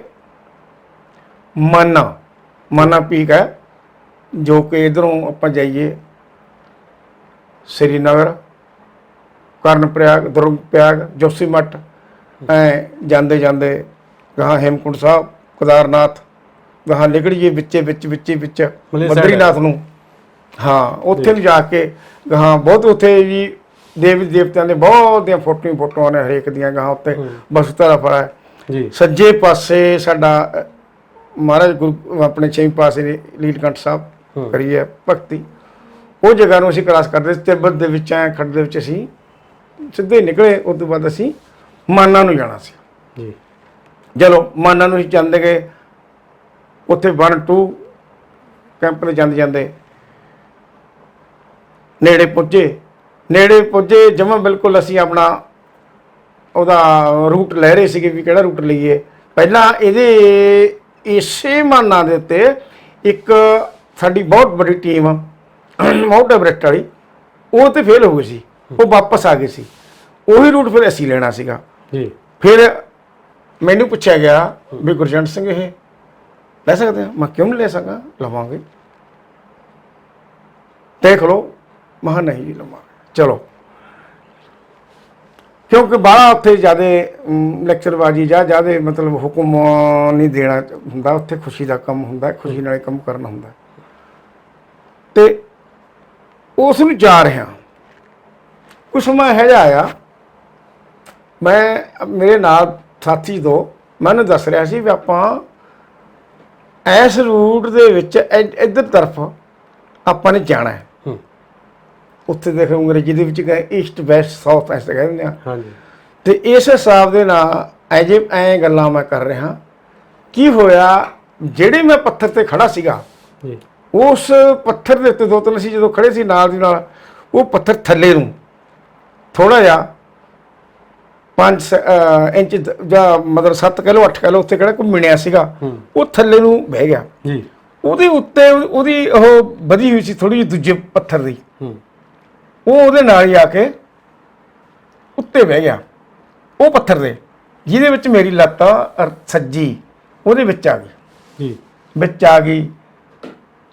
ਤੇ ਨਾਲ ਦੇ ਬੰਦੇ ਦੁਖੀ ਹੋਣ ਲੱਗੇ, ਰੌਣ ਲੱਗੇ ਵੀ ਤੂੰ ਇਹ ਤਾਂ ਹੁਣ ਇੱਥੇ ਤਾਂ ਕੋਈ ਕੱਢ ਹੀ ਨਹੀਂ ਸਕਦਾ, ਇੱਥੇ ਕਿਹੜਾ ਕੋਈ ਸਾਧਨ ਹੈ। ਚਲੋ ਮੈਂ ਆਖਿਆ ਵੀ ਕੋਈ ਗੱਲ ਨਹੀਂ, ਜੇ ਲਾਸਟ ਹੈ ਫਿਰ ਹੋਰ ਕੀ, ਉਹ ਤਾਂ ਲੱਤ ਕੱਟੀ ਜਾਊਗੀ ਫਿਰ ਤਾਂ ਨਿਕਲੂਗਾ ਨਾ, ਵੀ ਤੁਸੀਂ ਇਹ ਚੀਜ਼ ਨੂੰ ਘਬਰਾਓ ਨਾ, ਜੋਸ਼ ਰੱਖੋ, ਪ੍ਰਮਾਤਮਾ ਆਪਣਾ ਦੇਊਗਾ ਸਾਥ। ਅੱਛਾ ਮੈਂ ਕਹੀ ਜਾਵਾਂ ਹੱਸੀ ਜਾਵਾਂਗੇ, ਤੂੰ ਹੱਸਦਾ ਹੈ ਤੇ ਤੂੰ ਹੁਣ ਫਸ ਗਿਆ ਇੱਥੇ ਕਿਵੇਂ ਨਿਕਲੇਗਾ।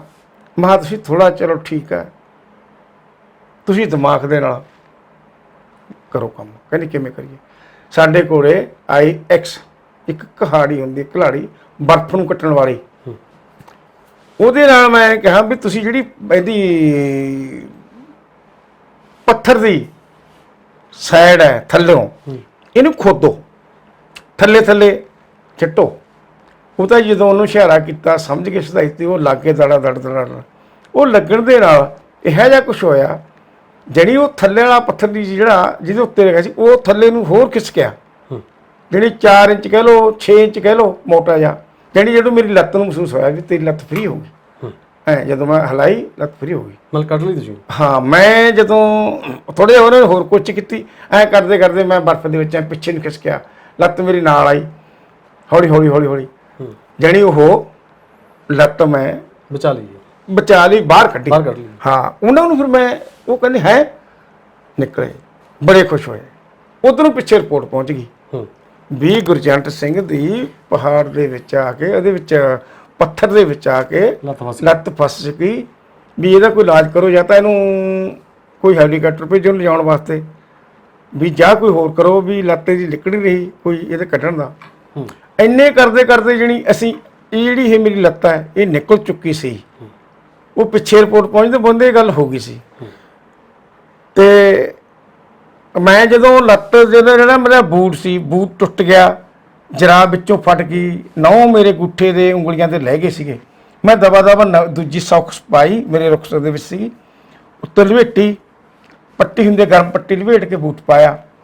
ਮੈਂ ਵੀ ਉਹਨਾਂ ਨੂੰ ਕਿਹਾ ਵੀ ਠੀਕ ਆ ਮੈਂ ਕੁਛ ਨਹੀਂ, ਕਹਿੰਦੇ ਪਿੱਛੇ ਮਹਾਨਾ ਪਰ ਜਾਵਾਂਗੇ, ਚਲੋ। ਕਹਿੰਦੇ ਦੇਖ ਲੈ, ਮਹਾਂ ਨਹੀਂ ਚਲੋ। ਥੋੜਾ ਪੈਂਡਾ ਸੀ, ਮਨ ਦੇ ਵਿੱਚ ਹੌਸਲਾ ਸੀ, ਚਲੋ ਪਿੱਛੇ ਰਿਪੋਰਟਾਂ ਪਹੁੰਚ ਰਹੀਆਂ ਨੇ ਵੀ ਗੁਰਜੰਟ ਸਿੰਘ ਆਹ ਚੀਜ਼ ਹੋ ਗਈ, ਮੈਂ ਅੱਗੇ ਜਾ ਰਿਹਾ। ਚਲੋ ਜਿਆਦਾ ਕੀ ਕਹਿਣਾ ਵੀ ਆਸਤਾ ਆਸਤਾ ਕਰਦੇ ਕਰਦੇ ਉੱਪਰ ਪਹੁੰਚ ਗਏ। ਉੱਪਰ ਪਹੁੰਚੇ, ਉੱਪਰ ਆਪਣਾ ਝੰਡਾ ਲਾਇਆ, 에ਅਰ ਫੋਟੋ ਹੋਈ। ਫੋਟੋ ਤੋਂ ਬਾਅਦ ਆਪਣਾ ਕਰਕੇ ਕਾਰਵਾਈ, ਮੱਥਾ ਮੁੱਠਾ ਟੇਕਿਆ ਤੇ ਆਪਣੀਆਂ ਨਿਸ਼ਾਨੀਆਂ ਛੱਡੀਆਂ। ਤੇ ਜਿਹੜੀਆਂ ਉੱਥੇ ਕੋਈ ਪੁਰਾਣੀਆਂ ਨਿਸ਼ਾਨੀਆਂ ਸੀ ਉਹ ਅਸੀਂ ਲਿਆਂਦੀਆਂ ਵੀ ਪੁਰਾਣੇ ਸੀਗੀਆਂ, ਜਿਹੜੀ ਵਾਪਸ ਆਏ ਹੌਲੀ ਹੌਲੀ। ਮੈਂ ਸਿੱਕੀ ਦਾ ਪਲੇਅਰ ਵੀ ਸੀਗਾ, ਮੇਰੇ ਮੋਰਾਂ ਦੇ ਉੱਤੇ ਸਕੈਟਿੰਗ ਸਿੱਕੀ ਲਾਈ ਹੋਈ ਸੀ। ਜਦੋਂ ਥੱਲੇ ਨੂੰ ਆਇਆ ਨੰਬਰ 2 ਕੈਂਪ ਤੋਂ ਬਾਅਦ ਥੋੜਾ ਮੈਨੂੰ ਫਲੈਟ ਸਾਫ ਏਰੀਆ ਮਿਲਿਆ, ਉੱਥੇ ਮੈਂ ਸਿੱਕੀ ਪਹਿਨ ਲਈ।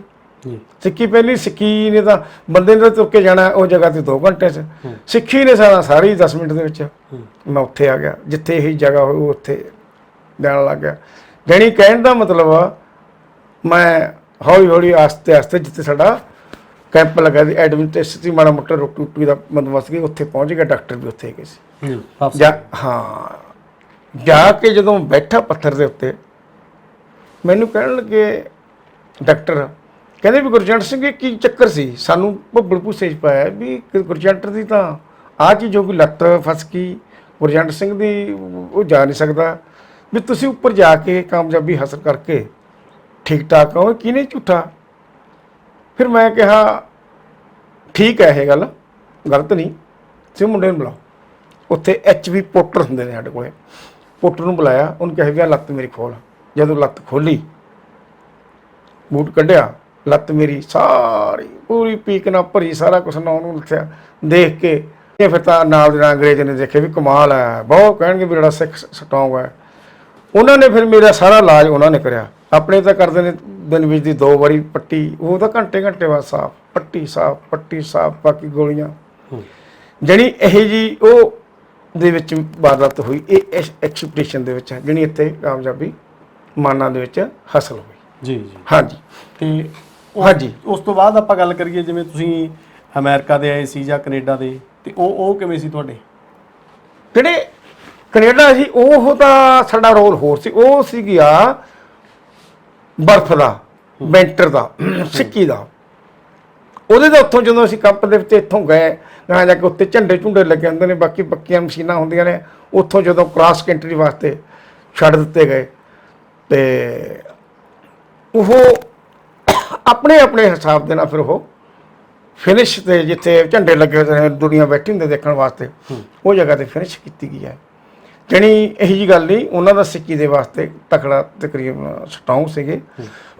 ਸਾਡੇ ਵੀ 2-3 ਮੁੰਡੇ ਬਹੁਤ ਹੀ ਵਧੀਆ ਉਹ ਇਸ ਚੀਜ਼ ਨੂੰ ਛੱਡੇ ਸੀ ਪ੍ਰੈਕਟਿਸ ਵਾਸਤੇ, ਤੇ ਉਹ ਤਕੜੇ ਸੀਗੇ, ਸਾਡੇ ਵੀ ਤਕੜੇ ਸੀਗੇ, ਤੇ ਅਸੀਂ ਆਪਣਾ ਇਹਦੇ ਵਿੱਚ ਕਾਮਯਾਬੀ ਕੀਤੀ। ਵਧੀਆ ਸਾਡੀ ਉਹਦੇ ਟੀਮ ਦੇ ਨੰਬਰ ਆਏ ਜੀ। ਸੈਕੰਡ ਨੰਬਰ ਤੇ ਅਸੀਂ ਉਹਦੇ ਵਿੱਚ ਸਾਡੀ ਟੀਮ ਆਈ ਸਿੱਕੀ ਦੇ। ਹਾਂ, ਸਿੱਕੀ ਦੇ ਵਿੱਚ। ਇਹ ਸਿੱਕੀ ਦੇ ਆ ਜਿਹੜੇ ਤੁਹਾਡੇ ਹੱਥਾਂ ਦੀਆਂ ਉਂਗਲੀਆਂ ਨੇ ਜਿਹੜੀਆਂ, ਇਹ ਕੀ ਵਾਕਿਆ ਵਾ ਤੁਹਾਡੇ ਨਾਲ? ਇਹ ਜੀ ਇਹੋ ਜਿਹਾ ਕੰਮ ਹੋਇਆ। ਸਾਡਾ ਐਕਸੀਬਿਸ਼ਨ ਸੀਗਾ ਆਸਟ੍ਰੇਲੀਆ ਦੇ ਨਾਲ। ਆਸਟ੍ਰੇਲੀਆ ਦੇ ਨਾਲ ਐਕਸੀਬਿਸ਼ਨ ਇੱਥੋਂ ਅਸੀਂ ਦਿੱਲੀ ਤੋਂ ਰਵਾਨਾ ਹੋ ਗਏ।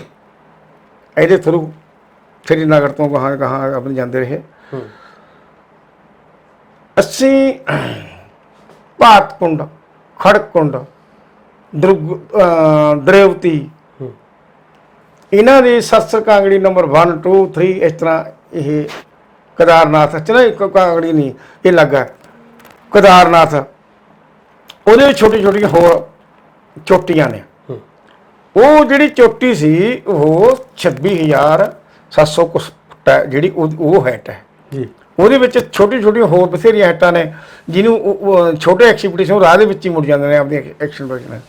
ਅਸੀਂ ਜਦੋਂ ਕੋਈ ਲੌਂਗ ਰੂਟ ਤੇ ਕੋਈ ਗੱਡੀ ਜਾਂਦੀ ਹੋਵੇ ਰਾਹ ਦੇ ਵਿੱਚ ਪਿੰਡਾਂ ਉਹਨਾਂ ਨੂੰ ਅਸੀਂ ਗਿਣਦੇ ਨਹੀਂ। ਉਹ ਕੰਮ ਹੈ ਵੀ ਜਿਹੜੀ ਛੋਟੀ ਛੋਟੀ ਚੋਟੀਆਂ ਬਹੁਤ ਨੇ, ਜੇ ਚੋਟੀਆਂ ਦਾ ਨਾਂ ਲਈਏ ਜਿਹੜੀ ਹਾਰ ਚੋਟੀ ਆ ਉੱਪਰ ਉਸੇ ਦਾ ਨਾਂ ਅਸੀਂ ਲੈਂਦੇ ਹਾਂ। ਉਹਦੇ ਵਿੱਚ ਕਿਹੜੀ ਹੈ ਜੀ? ਇਹ ਜੀ ਕੇਦਾਰਨਾਥ ਜੀ ਚੋਟੀ ਉਹ ਕਾਮਯਾਬ ਹੋਏ। ਉਹਦੀ 에ਅਰ ਫੋਟੋ ਹੋ ਗਈ, ਸਭ ਕੁਝ ਹੋ ਗਈ। ਹੋਣ ਤੋਂ ਬਾਅਦ ਕੁਝ ਸਮਾਂ ਇਹ ਆਇਆ, ਅਸੀਂ ਵਾਪਸ ਆ ਗਏ ਥੱਲੇ ਨੂੰ। ਆਸਟ੍ਰੇਲੀਆ ਦਾ ਅੰਗਰੇਜ਼ ਕੈਪਟਨ ਮਹਿਕਲ ਉਹ ਵੀ ਸਾਡੀ ਪਿੱਛੇ ਲੀਡਿੰਗ ਕਰ ਰਿਹਾ ਸੀ, ਹੌਲੀ ਹੌਲੀ ਹੌਲੀ ਹੌਲੀ ਹੌਲੀ ਜਿਵੇਂ ਕੋਈ ਰਿੰਡ ਦੇ ਉੱਤੇ ਥੋੜੀ ਸੁੰਡੀ ਚੜ੍ਹਦੀ ਚੜ੍ਹਦਾ ਚੜ੍ਹਦਾ ਚੜ੍ਹਦਾ ਵੀ ਮੈਂ ਵੀ ਕੋਸ਼ਿਸ਼ ਕਰਾਂ ਵੀ ਇੰਡੀਆ ਵਾਲੇ ਤਾਂ ਆਪਦੀ ਇਹ ਕੰਮ ਕਰਤਾ। ਜਣੀ ਉਹ ਨੇੜੇ ਪਹੁੰਚ ਤਾਂ ਚੁੱਕਿਆ, ਇਹੋ ਜਿਹੀ ਗੱਲ ਨਹੀਂ। ਉਹਨੇ ਉੱਥੇ ਜਾ ਕੇ ਜਿਹੜਾ ਸਰੀਰ ਦਾ ਕਲਾਈਮੇਟੇਸ਼ਨ ਉਹਨੂੰ ਕਹਿ ਲਓ ਜਿਹੜਾ ਡਿਫੈਕਟ ਹੋ ਜਾਂਦਾ ਹੈ, ਉਹ ਕਹਿਣ ਲੱਗੇ ਵੀ ਮੈਂ ਤਾਂ ਆਈ ਐਮ ਕਮ ਡਾਊਨ, ਮੈਂ ਨਹੀਂ ਥੱਲੇ ਜਾ ਸਕਦਾ, ਮੈਂ ਤਾਂ ਖਤਮ ਆ। ਪਿੱਛੇ ਆਪਦੇ ਔਕੀ ਟੋਕੀ ਤੇ ਟੀ ਕੈਪਟਨ ਨੂੰ ਫੋਨ ਕੀਤਾ ਔਕੀ ਟੋਕੀ ਦੇ ਰਾਹੀਂ। ਉਹ ਕਹਿੰਦੇ ਵੀ ਹੁਣ ਮੈਂ ਇੱਥੋਂ ਇੰਨੇ ਬੰਦੇ ਕੋਈ ਆਉਣ ਨੂੰ ਤਿਆਰ ਨਾ, ਉੱਤੇ ਕਿਹੜਾ ਜਾਵੇ। ਚਲੋ ਜੀ ਕਹਾਣੀ ਲੰਬੀ ਚੌੜੀ ਹੈ, ਆਪਾਂ ਉਹਨਾਂ ਗੱਲਾਂ ਨੂੰ ਨਹੀਂ ਕਰਦੇ। ਜਾਣੀ ਕਹਿਣ ਦਾ ਭਾਵ ਲਾਟ ਮੇਰੇ ਤੇ ਜ਼ਿੰਮੇਵਾਰੀ ਪੈ ਗਈ। ਮੈਂ ਉਹ ਆਪਦਾ ਸਮਝ ਕੇ, ਕਰਤੱਵ ਸਮਝ ਕੇ, ਆਪਣੀ ਸਮਝ ਕੇ ਉਹਦੇ ਤੇ ਉਹਨੂੰ ਲੈਣ ਚਲਿਆ ਗਿਆ। ਚਲੋ ਪਹੁੰਚ ਗਿਆ। ਪਹੁੰਚਣ ਤੋਂ ਬਾਅਦ ਉਹ ਵਿਚਾਰਾ ਗੱਲ ਨੂੰ ਜੱਫੀਆਂ ਪਾਪਾ ਕਰੋਵੇ, ਕਹਿੰਦਾ ਵੀ ਮੈਨੂੰ ਛੱਡਣਾ ਹੈ। ਮੈਂ ਆਖਿਆ ਮਾਈਡੇ ਤੈਨੂੰ ਮੈਂ ਛੱਡਦਾ ਨਹੀਂ, ਚਿੰਤਾ ਨਾ ਕਰ, ਜਦੋਂ ਮੈਂ ਆਇਆ ਫਿਰ ਮੈਂ ਤੈਨੂੰ ਛੱਡੂਗਾ ਤੂੰ। ਚਲੋ ਉਹਨੂੰ ਮੈਂ ਲਈ ਆਉਣਾ, ਰਾਤ ਦਾ ਵਿਸ਼ਾ ਸੀ, ਸਮਾਂ ਇਹੋ ਜਿਹਾ ਆਇਆ ਉੱਤੋਂ ਅਵਲਾਂਚ ਸਲਾਈਡਿੰਗ ਨੂੰ ਆਪਾਂ ਅਸੀਂ ਤਾਂ ਕਹਿੰਦੇ ਨੇ ਮੋਟਰ, ਤੇ ਇੱਥੇ ਕਹਿੰਦੇ ਨੇ ਬੱਦਲ ਫਟ ਗਿਆ। ਉਹ ਜਣੀ ਆਪਾਂ ਬੱਦਲੀ ਕਹਿ ਲੈਂਦੇ ਹਾਂ, ਬੱਦਲ ਫਟਿਆ। ਉਹ ਬੱਦਲ ਫਟੇ ਦੇ ਵਿੱਚ ਸਾਨੂੰ ਤੇ ਮੈਨੂੰ ਤੇ ਮਹਿਕਲ ਨੂੰ ਵਿੱਚ ਲੈ ਲਿਆ ਜੀ, ਦਬ ਗਏ ਜੀ ਬਿਲਕੁਲ। ਉਸ ਟਾਈਮ ਦੇ ਉੱਤੇ ਇਹ ਸੋਚ ਰਹੇ ਸੀ ਵੀ ਹੁਣ ਆਪਾਂ ਘੰਟੇ 2 ਘੰਟੇ ਮਰਨਾ ਹੈ ਆਪਣੇ ਆਪ ਨੂੰ। ਕੋਈ ਹਾਲ ਹਿੱਲਾ ਨਹੀਂ ਸੀ। ਜਾਣੀ ਕਹਿਣ ਦਾ ਮਤਲਬ ਇਹ ਹੈ ਜੇ ਆਪਾਂ 1000 ਪੰਡ ਦੇ ਵਿੱਚ ਤੂੜੀ ਦੇ ਵਿੱਚ ਇੱਕ ਕੀੜੀ ਨੂੰ ਸਿੱਟਦੀ, ਉੱਥੇ ਕਿਤੇ ਕੋਈ ਨਿਕਲਦੀ ਹੈ ਜਗ੍ਹਾ। ਚਲੋ ਕੋਈ ਇਹੋ ਜਿਹਾ ਸਮਾਂ ਆਇਆ, ਇਹ ਨਹੀਂ ਪਤਾ 2 ਘੰਟੇ 4 ਘੰਟਿਆਂ ਬਾਅਦ ਕਿਉਂ ਰਾਤ ਦਾ ਵਿਸ਼ਾ ਸੀ, ਕੋਈ ਸਮਝ ਨਹੀਂ ਆ ਰਹੀ ਕਿਹੜਾ ਉੱਥੇ ਟਾਈਮ ਦੇਖਿਆ ਜਾਂਦਾ ਸੀਗਾ ਜਦੋਂ ਸੀਰੀਅਸ ਸੀਗੇ। ਫੇਰ ਆਇਆ ਸਿਲੈਂਡਰ, ਉਹ ਉਦੋਂ ਸ਼ਕਤੀਸ਼ਾਲੀ ਆ ਗਿਆ। ਉਹਨੇ ਸਾਨੂੰ ਐ ਜੋ ਦੱਬਿਆ ਨੰਗੇ ਕਰਤਾ ਰੋਡ ਤਾਂ। ਮਤਲਬ ਜਿਹੜਾ ਤੁਹਾਡੇ ਉੱਪਰ ਡਿੱਗਿਆ ਸੀਗਾ ਉਹਨੂੰ ਪਰਾਂ ਹਾਂ ਕਰਤਾ ਜੀ। ਉਹਨੂੰ ਨੰਗਾ ਕਰਕੇ ਸਮਾਂ ਅਸੀਂ ਹੋਰ ਵੀ 100 ਗਜ 50 ਗਜ ਥੱਲੇ ਆ ਗਏ। ਹੂੰ ਬੜਾ ਹੌਸਲਾ ਹੋਇਆ ਮਨ ਦੇ ਵਿੱਚ, ਹੁਣ ਆਪਾਂ ਵੀ ਇਹ ਰੱਬ ਨੇ ਮੈਨੂੰ ਬਚਾਇਆ ਹੈ। ਹੂੰ ਤੇ ਐ ਰਾਤ ਨੂੰ ਅਸੀਂ ਬਰਫ਼ ਦੇ ਨਾਲ ਲੜਦੇ ਲੜਦੇ ਨੀਚੇ ਵੀ, ਸਾਡਾ ਕੰਮ ਇਹ ਹੁੰਦਾ ਹੈ ਵੀ ਛੇਤੀ ਤੋਂ ਛੇਤੀ ਥੱਲੇ ਜਿੰਨੀ ਅਸੀਂ ਹੈਟ ਨੂੰ ਲੂਜ਼ ਕਰਾਂਗੇ ਉਨੀ ਸਾਨੂੰ ਥੱਲੇ ਮਤਲਬ ਆਸਾਨ ਮਿਲਦੀ ਜਾਊ। ਸਭ ਤੋਂ ਪਹਿਲਾਂ ਸਾਡਾ ਇਹ ਹੁੰਦਾ ਵੀ ਅਸੀਂ ਹੈਟ ਨੂੰ ਲੂਜ਼ ਕਰ ਦੋ, ਥੱਲੇ ਕਰ ਦੋ, ਬਿਨਾਂ ਹੋਰ ਕੰਮ ਕੁਝ ਨਹੀਂ ਕਰਨਾ, ਵੀ ਥੱਲੇ ਜਿੰਨਾ ਜਾਵਾਂਗੇ ਮੈਨੂੰ ਕੋਈ ਰਾਹ ਮਿਲਦਾ ਤੁਰਿਆ ਜਾਊ। ਉੱਤੋਂ ਜਿਹੜਾ ਆਕਸੀਜਨ ਹੈ ਇਹਦਾ ਸਾਨੂੰ ਵਧੀਆ ਮਿਲਦਾ ਰਹੂ। ਚਲੋ ਅਸੀਂ ਆਉਂਦੇ ਰਹੇ, ਰਾਤ ਨੂੰ ਇਹ ਚੀਜ਼ ਹੋਈ। ਉਸ ਤੋਂ ਬਾਅਦ ਦਿਨ ਚੜ੍ਹਿਆ, ਸਾਡਾ ਜਿਹੜਾ ਟੀ ਕਪਤਾਨ ਸੀਗਾ ਉਹਨੇ ਦੂਰਬੀਨ ਲਾ ਕੇ ਆਸਤਾ ਹੁੰਦੀ ਇਹ ਹੈ, ਜਦੋਂ ਸਾਡਾ ਇਦੋਂ ਪਹਿਲਾਂ ਸਾਡਾ ਜਦੋਂ ਲਿੰਕ ਟੁੱਟ ਗਿਆ ਸੀ, ਸਾਨੂੰ ਲਿੰਕ ਦੇ ਵਿੱਚ ਜਦੋਂ 5-7 ਘੰਟੇ ਵੀ ਦੇਖਿਆ, ਉਹਨਾਂ ਨੇ ਸਾਨੂੰ ਇਹ ਕਹਿ ਦਿੱਤਾ ਵੀ ਸਾਡੇ ਹਿੰਦੁਸਤਾਨ ਦੇ ਤੇ ਆਸਟ੍ਰੇਲੀਆ ਦੇ ਦੋਨੋਂ ਮੋਟੀਨੀਅਰ ਮਰ ਚੁੱਕੇ ਜੀ। ਚਲੋ ਜਦ ਇਹਨਾਂ ਨੇ ਕਹਿਤਾ ਉਹ ਅਖਬਾਰ ਦੇ ਵਿੱਚ ਤਾਂ ਆਉਣੀ ਸੀਗਾ। ਕਹਿਣ ਤੋਂ ਬਾਅਦ ਚਲੋ ਸਮਾਂ ਇਹੋ ਜਿਹਾ ਆਇਆ, ਸਾਡੇ ਨਾਲ ਦੀ ਨਾਲ ਆਹ ਚੀਜ਼ ਹੋ ਗਈ, ਦੁਬਾਰਾ ਸਲੈਡਿੰਗ ਆ ਗਿਆ, ਅਸੀਂ ਨੰਗੇ ਹੋ ਗਏ। ਤੇ ਉਹਨਾਂ ਨੂੰ ਕੋਈ ਇਸ ਚੀਜ਼ ਦਾ ਪਤਾ ਨਹੀਂ ਵੀ ਉਹ ਮਰ ਗਏ ਜਾਂ ਜਿਉਂਦੇ ਨੇ ਜਾਂ ਆ ਰਹੇ ਨੇ। ਸੰਪਰਕ ਟੁੱਟ ਗਿਆ ਸੀ ਤੁਹਾਡਾ? ਹਾਂ ਸੰਪਰਕ ਟੁੱਟ ਗਿਆ, ਦੱਬ ਵੀ ਗਏ ਸੀ ਨਾ ਇੱਕ ਵਾਰੀ। ਫਿਰ ਉਸ ਤੋਂ ਬਾਅਦ ਕੀ ਹੋਇਆ, ਜਦੋਂ ਦਿਨ ਚੜਿਆ ਉਹਨਾਂ ਨੇ ਐ ਦੇਖੀ ਦੂਰਬੀਨ ਲਾ ਕੇ, ਕਿਉਂਕਿ ਸਾਡੇ ਕੱਪੜੇ ਬਰਫ਼ ਦੇ ਉਲਟ ਹੁੰਦੇ, ਲਾਲ ਹੁੰਦੇ ਨੇ, ਬਰਫ਼ ਚਿੱਟੀ ਹੁੰਦੀ ਹੈ। ਜਦੋਂ ਦੇਖੇ ਬੰਦੇ ਤਾਂ ਇਹ ਲੱਗਦਾ ਵੀ ਜਿਵੇਂ ਉੱਤੇ ਹਲਦੇ ਨੇ। ਮੈਂ ਹੌਲੀ ਹੌਲੀ ਤੁਰਦਾ ਸੀ, ਉਹਨਾਂ ਨੇ ਕਿਹਾ ਵੀ ਹਾਂ, ਜੱਜ ਕੇ ਜਦੋਂ ਦੇਖਿਆ ਵੀ ਹਾਂ ਜਿਉਂਦੇ ਨੇ, ਉਹਨੇ ਆਪਣਾ ਮਨ ਬਣਾ ਕੇ ਉਹਨੇ ਦਿੱਲੀ ਨੂੰ ਕਿਹਾ ਵੀ ਇਮੀਡੀਏਟਲੀ ਸਾਨੂੰ ਜਹਾਜ਼ ਦਿਓ, ਸਾਡੇ ਮਾਊਂਟੇਨੀਅਰ ਜਿਉਂਦੇ ਨੇ। ਮੈਂ ਉਹਦਾ ਮਤਲਬ ਰੂਟ ਲੈ ਕੇ ਮੈਂ ਉਹਨਾਂ ਨੂੰ ਲੈ ਕੇ ਆਉਂ। ਜਾਣੀ ਕੀ ਹੋਇਆ, ਉਹਨਾਂ ਨੇ ਨਹੀਂ ਹਾਂ ਕੀਤੀ, ਕਹਿੰਦੇ ਵੀ ਉੱਥੇ ਤਾਂ ਜਹਾਜ਼ ਪਾਸ ਮਿਲੂਗਾ। ਚਲੋ ਨਹੀਂ ਮੰਨੇ। ਉਸ ਤੋਂ ਬਾਅਦ ਜਿੱਥੇ ਜਿੱਥੇ ਟੀ ਕਪਤਾਨਾਂ ਨੇ ਕੋਸ਼ਿਸ਼ ਕੀਤਾ, ਫਿਰ ਇੱਕ ਆਰਮੀ ਦੇ ਵਿੱਚ ਕਿਹਾ, ਆਰਮੀ ਵਾਲੇ ਨੇ, ਪਾਇਲਟ ਨੇ ਇਹ ਗੱਲ ਕਹੀ ਵੀ ਯਾਰ ਮੈਂ ਲਿਆਉਣਾ। ਇੱਕ ਬੰਦਾ ਅੰਗਰੇਜ਼ ਨੂੰ ਕੱਢ ਕੇ ਲੈ ਕੇ ਆ ਰਿਹਾ, ਜਾਨ ਬਚਾ ਰਿਹਾ, ਕਿੱਥੇ ਕਿੱਥੇ ਹੋ, ਕਿੰਨੀਆਂ ਮੁਸੀਬਤਾਂ ਦੇ ਵਿੱਚ ਕੀ ਹਾਲਤ ਹੋਈ ਹੋਣੀ, ਤੇ ਕਿਵੇਂ ਜਹਾਜ਼ ਤੇ ਨਹੀਂ ਜਾ ਸਕਦਾ। ਜੇ ਨਹੀਂ ਜਹਾਜ਼ ਥੱਲੇ ਉਤਰੂਗਾ ਮੈਂ ਵਾਪਸ ਲੈ ਜਾਊ। ਇਹ ਉਹਦੇ ਕਹਿਣ ਦੀਆਂ ਗੱਲਾਂ ਨੇ। ਜਾਣੀ ਜਦੋਂ ਪ੍ਰੈਸਾਂ ਨੇ ਪੁੱਛਿਆ ਵੀ ਤੂੰ ਜਦੋਂ ਇੰਨੇ ਜਵਾਬ ਤੂੰ ਕਿਵੇਂ ਗਿਆ, ਉਹਨੇ ਫਿਰ ਇਹ ਜਵਾਬ ਦਿੱਤਾ। ਅੱਛਾ ਉਹ ਜੀ ਰੱਬ ਦਾ ਨਾਂ ਲੈ ਕੇ ਤੁਰ ਪਿਆ ਸਾਡੇ ਕਨੀ। ਮੈਂ ਲੈ ਆਇਆ ਤੁਹਾਨੂੰ ਉੱਥੋਂ ਨਾ, ਤੁਰ ਪਿਆ ਸਾਡੇ ਕਨੀ। ਤੁਰਨ ਤੋਂ ਬਾਅਦ ਸਾਡੇ ਨੇੜੇ ਆਇਆ, ਉਹਨੂੰ ਮੈਂ ਕਿਹਾ ਵੀ ਇਸ਼ਾਰਾ ਕਰਕੇ ਵੀ ਔਕੀ ਟੋਕੀ ਸੱਟ ਮੈਨੂੰ। ਉਹਨੇ ਜੀ ਮੇਰਾ ਜਿਹੜੀ ਔਕੀ ਟੋਕੀ ਮੇਰੀ ਜਿਹੜੀ ਪਹਿਲਾਂ ਸੀ ਉਹ ਤਾਂ ਖਰਾਬ ਹੋ ਗਈ, ਉੱਥੇ ਰਹਿ ਜੂਗੀ। ਦੁਬਾਰਾ ਔਕੀ ਟੋਕੀ 'ਤੇ ਜਦੋਂ ਮੈਂ ਗੱਲ ਕਰੀ, ਮੈਂ ਕਿਹਾ ਵੀ ਜੇ ਤਾਂ ਘੰਟਾ 2 ਘੰਟੇ ਮੌਸਮ ਠੀਕ ਰਹਿੰਦਾ ਠੀਕ ਹੈ, ਨਹੀਂ ਤੂੰ ਵਾਪਸ ਚਲੇ ਜਾ, ਸਵੇਰੇ ਆਈ। ਅਸੀਂ ਫਲਾਣੀ ਪਹਾੜੀ ਨੂੰ ਹੈਟ ਕਰ ਰਿਹਾ, ਸਾਡਾ ਕੋਟਬਰ ਤੱਕ ਥੋੜ੍ਹਾ ਜਿਹਾ ਮੋਟੀਆਂ ਦਾ ਹੋਰ ਹੁੰਦਾ। ਹੁਣ ਮੈਂ ਕਹਿੰਦੀ ਵੀ ਅਸੀਂ ਫਲਾਣੀ ਪਹਾੜੀ ਨੂੰ ਕਰ ਰਿਹਾ, ਤੂੰ ਇਸ ਜੇ ਏਰੀਏ ਦੇ ਵਿੱਚ ਸਵੇਰ ਨੂੰ ਆਈ। ਮੈਂ ਹੌਲੀ ਹੌਲੀ ਹੌਲੀ ਹੌਲੀ ਕਹਿ ਕੇ ਮੈਂ ਤੇ ਮਹਿਕਲ ਤੈਨੂੰ ਆ ਰਿਹਾ। ਚਲੋ ਸਵੇਰ ਹੋਇਆ, ਜਹਾਜ਼ ਆਇਆ। ਜਹਾਜ਼ ਨੇ ਦੇਖਿਆ, ਸਾਨੂੰ ਹੋਰ ਹੌਸਲਾ ਕੇ ਖੜਕਾ ਸੁਣਿਆ, ਹੈਲੀਕਾਪਟਰ ਆ ਰਿਹਾ। ਹੈਲੀਕਾਪਟਰ ਆਇਆ, ਸਾਡੇ ਨੇੜੇ ਨੇੜੇ ਆਇਆ। ਜਦੋਂ ਦੇਖਿਆ ਨੇੜੇ ਆ ਕੇ, ਉਹਨੇ ਸਾਨੂੰ ਛਤਰੀ ਰਾਹੀਂ ਪਿਕਅਪ ਕਰ ਲਿਆ, ਵਿੱਚ ਬਹਿ ਗਏ, ਉਡਾਨ ਹੋ ਗਈ। ਅਸੀਂ ਉਦੋਂ ਕੋਸ਼ਿਸ਼ ਇਹ ਕੀਤੀ, ਆਪਣੇ ਇੰਡੀਆ ਵਾਲੇ ਕਹਿੰਦੇ ਵੀ ਅਸੀਂ ਇਹਨਾਂ ਦਾ ਇਲਾਜ ਕਰਨਾ ਹੈ, ਤੇ ਆਸਟ੍ਰੇਲੀਆ ਵਾਲੇ ਕਹਿੰਦੇ ਅਸੀਂ। ਜਿਹੜੀ ਕੁੱਲ ਮਿਲਾਓ ਆਪਣਾ ਇੰਡੀਆ ਵਾਲੇ ਬਰੇਲੀ ਹਸਪਤਾਲ ਦੇ ਵਿੱਚ ਸਾਨੂੰ ਉਤਾਰ ਦਿੱਤਾ ਗਿਆ, ਜਿਹਦੇ ਵਿੱਚ ਉੱਥੇ ਬ੍ਰਿਗੇਡੀਅਰ ਜੁੰਜਾ ਸੀ। ਜੁੰਜਾ ਅੱਜ ਕੱਲ੍ਹ ਮੇਲਡ ਹੈ ਉਹ। ਉਹਨੇ ਕਿਹਾ ਵੀ ਮੈਂ ਇਲਾਜ ਕਰੂੰ, ਇਹਨਾਂ ਬੰਦਿਆਂ ਦਾ ਕਮਾਲ ਹੈ, ਐਡੇ ਵੱਡੇ ਯੋਧੇ, ਮੈਂ ਇਹਨਾਂ ਦਾ ਇਲਾਜ ਕਰੂੰ। ਹਾਂ ਕਰਿਆ ਵੀ, ਚਰਵਾ ਬਹੁਤ ਸੀ, ਬਹੁਤ ਪਤਾ ਨਹੀਂ ਕਿੰਨੇ ਕੁ ਉਹਦੇ ਅਣਗਿਣਤ ਉਹਦੇ ਆਪਰੇਸ਼ਨ ਸੀਗੇ। ਅੱਛਾ ਉਤਰਨ ਤੋਂ ਬਾਅਦ ਜਦੋਂ ਅਸੀਂ ਉਤਲੀ ਹਵਾ ਸੀਗੇ ਥੱਲੇ ਵਾਲੀ ਚਾਹੇ, ਸਾਰਾ ਸਰੀਰ ਜਿਹੜਾ ਹੈ ਫੁੱਲ ਗਿਆ, ਅੱਡੇ ਅੱਡੇ ਬਿਲਕੁਲ ਹੋਰ ਕਾਲਾ ਹੋ ਗਿਆ ਸਭ ਕੁਛ। ਉਸ ਟਾਈਮ ਤੋਂ ਫਿਰ ਅਸੀਂ ਕੋਮਾ 'ਚ ਵੀ ਚਲੇ ਗਏ ਇੱਕ ਵਾਰੀ, ਕਿਉਂਕਿ ਇੱਕਦਮ ਫਿਰ ਉਹਨੂੰ ਝਟਕਾ ਮਾਰਿਆ ਗਰਮਾਇਸ਼ ਨੇ। ਤੇ ਇਲਾਜ ਸ਼ੁਰੂ ਹੋਇਆ। ਹੋਰ ਉੱਥੋਂ ਦਿੱਲੀ ਤੋਂ ਆਇਆ ਜਨਰਲ ਸਾਹਿਬ, ਜਨਰਲ ਡਾਇਰੈਕਟਰ ਹੁੰਦਾ ਜਿਹੜਾ ਉਹ ਦੇਖਣ ਵਾਸਤੇ ਹੋਰ ਕਈ ਆਏ ਜਰਨਲ, ਕਿਤੇ ਕੋਈ ਆਇਆ, ਕਿਤੇ ਵੀ ਆਹ ਮੋਟਰਨਿਆਰ ਨੇ ਜਿਹੜਾ ਗੁਰਜੰਟ ਸਿੰਘ ਇਹਨੂੰ ਕੱਢ ਕੇ ਲੈ ਕੇ ਆ ਰਿਹਾ ਮਹਿਕਲ ਨੂੰ, ਜਾਣੀ ਬੜੀ ਕੋਸ਼ਿਸ਼ ਕੀਤੀ, ਬਹੁਤ ਕੁਛ। ਹਾਂ, ਨਹੀਂ ਇਹਨਾਂ ਨੇ ਕਿਸੇ ਨੇ ਇਹ ਕੀਤਾ ਜਿਹੜਾ ਜਿੱਥੇ ਆ ਕੇ ਮੇਰਾ ਉਹ ਹੋਇਆ ਵੀ ਇਸ ਬੰਦੇ ਨੂੰ ਕੁਛ ਨਾ ਕੁਛ ਇਹਦੀ ਪ੍ਰਾਪਤੀ ਦੇਈਏ। ਜੀ ਨਹੀਂ ਐਂ ਹੋਇਆ, ਇਲਾਜ ਹੋ ਗਿਆ। ਇਲਾਜ ਹੋਣ ਤੋਂ ਬਾਅਦ ਮੈਂ ਪਲਟਨ ਦੇ ਵਿੱਚ ਆਇਆ।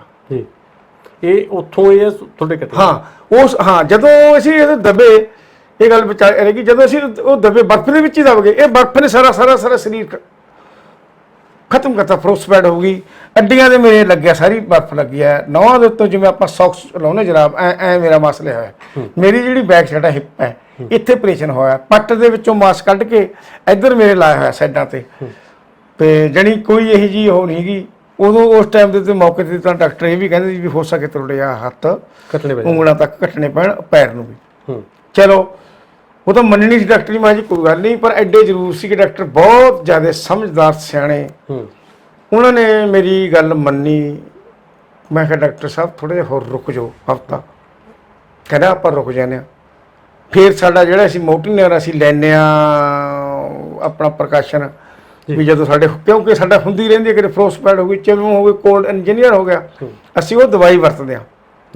ਉਹ ਜਦੋਂ ਮੈਂ ਉਹਨੂੰ ਲਿਖਾਈ, ਉਹਨੇ ਬਾਜ਼ਾਰ 'ਚੋਂ ਉਹ ਚੀਜ਼ਾਂ ਮੰਗਾ ਕੇ, ਕਹਿੰਦਾ ਹੁਣ ਉਹ ਕੋਲੇ ਕੁਰਸੀ ਢਾ ਕੇ ਬਹਿ ਗਿਆ।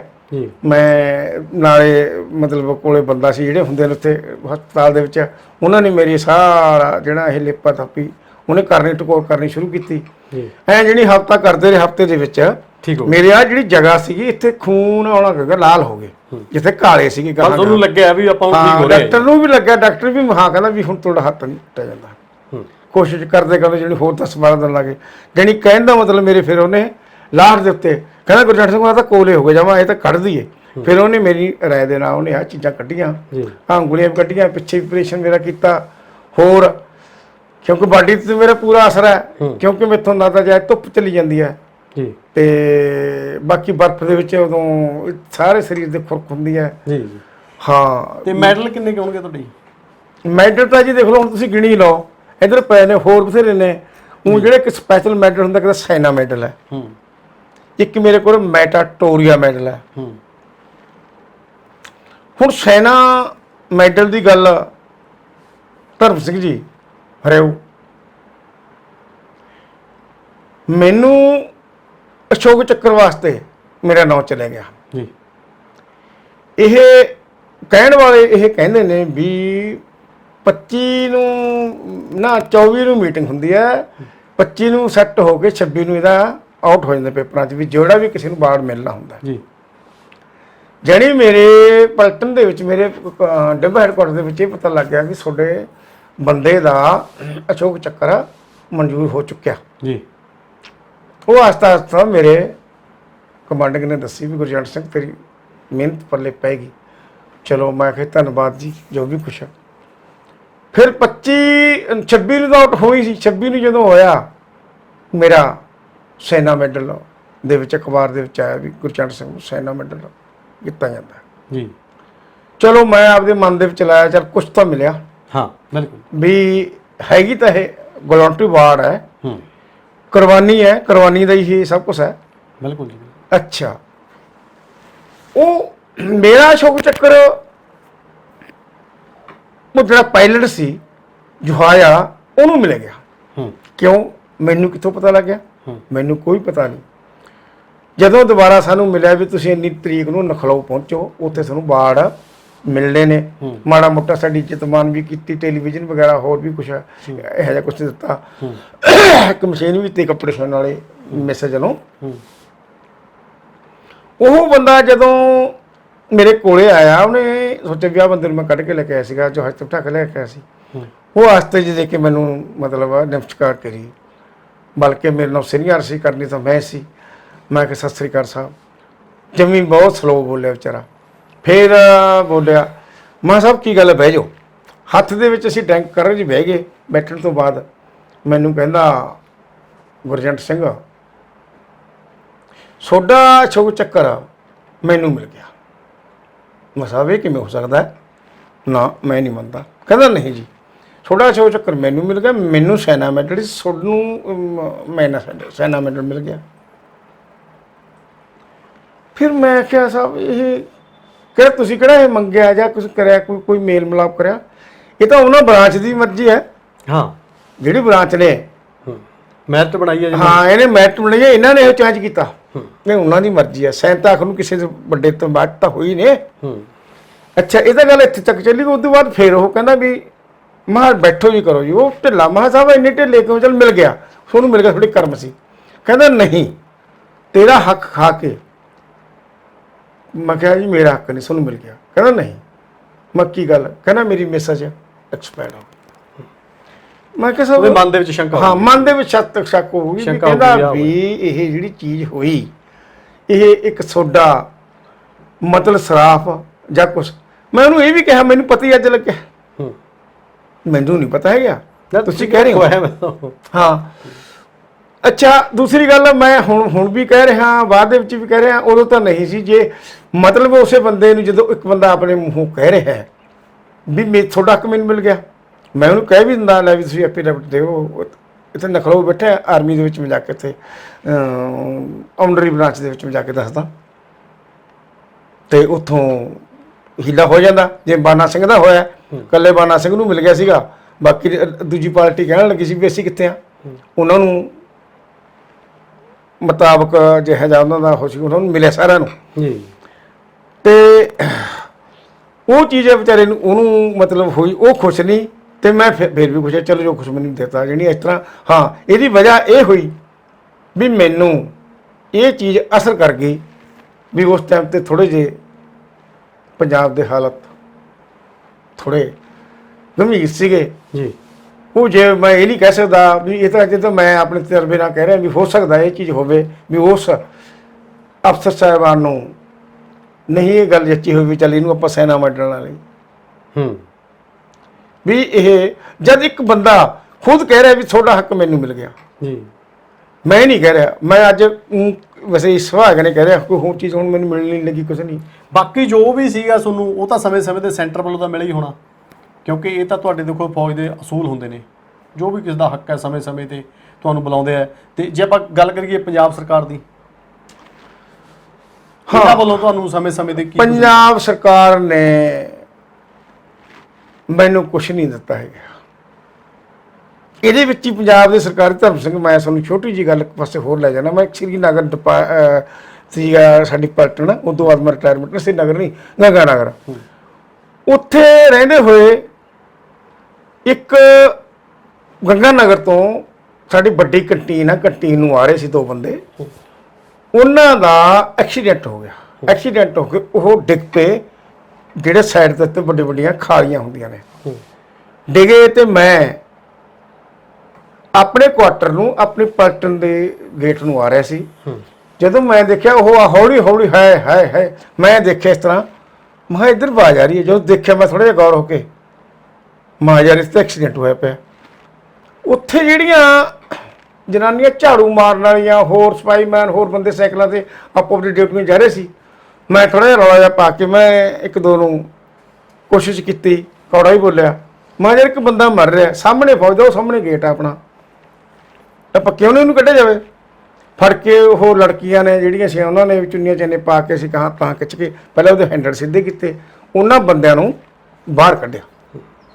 ਬਾਹਰ ਕੱਢਣ ਤੋਂ ਬਾਅਦ ਉੱਥੋਂ ਅਸੀਂ ਨੇੜੇ ਸਾਡਾ ਐਮ ਆਰ ਰੂਮ ਸੀ, ਐਮ ਆਰ ਰੂਮ ਦਵਾਇਆ। ਐਮ ਆਰ ਰੂਮ ਦੇ ਵਿੱਚ ਗੋਲੀ ਪੱਟੀ ਕੱਟਣ ਲਾਇਆ। ਉਹ 5-4 ਘੰਟਿਆਂ ਬਾਅਦ ਜਿਹੜੀ ਥੋੜ੍ਹਾ ਠੀਕ ਹੋ ਗਏ। ਉਹਨਾਂ ਨੇ ਉੱਥੇ ਕੀਤਾ ਆਪਦੇ ਘਰ ਨੂੰ ਫੋਨ, ਉਹ ਆਪਦੇ ਵਾਪਸ ਚਲੇ ਗਏ। ਵਾਪਸ ਚਲੇ ਗਏ, ਸਮਾਂ ਕੋਈ ਇਹੋ ਜਿਹਾ ਆਇਆ, ਥੋੜ੍ਹੇ ਦਿਨਾਂ ਬਾਅਦ ਜਦੋਂ ਜਮਾਂ ਠੀਕ ਹੋ ਗਏ, ਉਹ ਮੇਰੀ ਪਲਟਨ ਦੇ ਵਿੱਚ ਆ ਗਏ। ਮੇਰੀ ਪਲਟਨ ਦੇ ਵਿੱਚ ਆਏ, ਮੇਰੇ CEO ਕੋਲ ਗੁਲੀਆ ਸਾਹਿਬ ਸੀ, ਗੁਲੀਆ ਸਾਹਿਬ GS ਗੁਲੀਆ, ਪਤਾ ਨਹੀਂ NS ਗੁਲੀਆ, ਉਹਦੇ ਕੋਲੇ ਆਏ। ਕਹਿੰਦੇ ਜੀ ਤੁਹਾਡਾ ਗੁਰਜੰਟ ਸਿੰਘ ਕਿੱਥੇ ਆ? ਕਹਿੰਦੇ ਕੀ ਗੱਲ ਆ? ਕਹਿੰਦੇ ਅਸੀਂ ਉਹਨੂੰ ਮਿਲਣਾ। ਕਹਿੰਦੇ ਦੱਸੋ ਸਹੀ ਨਾ।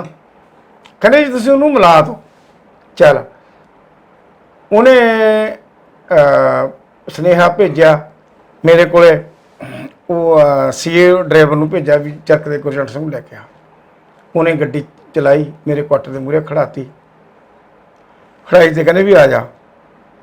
ਮੈਂ ਕੀ ਗੱਲ ਹੈ ਦੇਖੀ ਕਿ ਫੌਜ ਦੇ ਵਿੱਚ ਥੋੜਾ ਸ਼ਾਸਨ ਦੇ ਵਿੱਚ ਹੁੰਦਾ ਹੈ, ਡਰ ਹੁੰਦਾ ਹੈ ਵੀ ਪਤਾ ਨਹੀਂ ਕਿਵੇਂ ਇੰਨੀ ਗੱਲ ਹੈ। ਕਹਿੰਦਾ ਕੁਛ ਨਹੀਂ, ਤੂੰ ਜੇ ਮਹਾ ਮੇਰੇ ਤਾਂ ਜਿਹੜਾ ਪੀਟੀ ਹਾਲਤ ਹੈ ਐਂ ਆ। ਕਹਿੰਦਾ ਟਰੈਕ ਸੂਟ ਪਾਇਆ ਆ ਜਾ।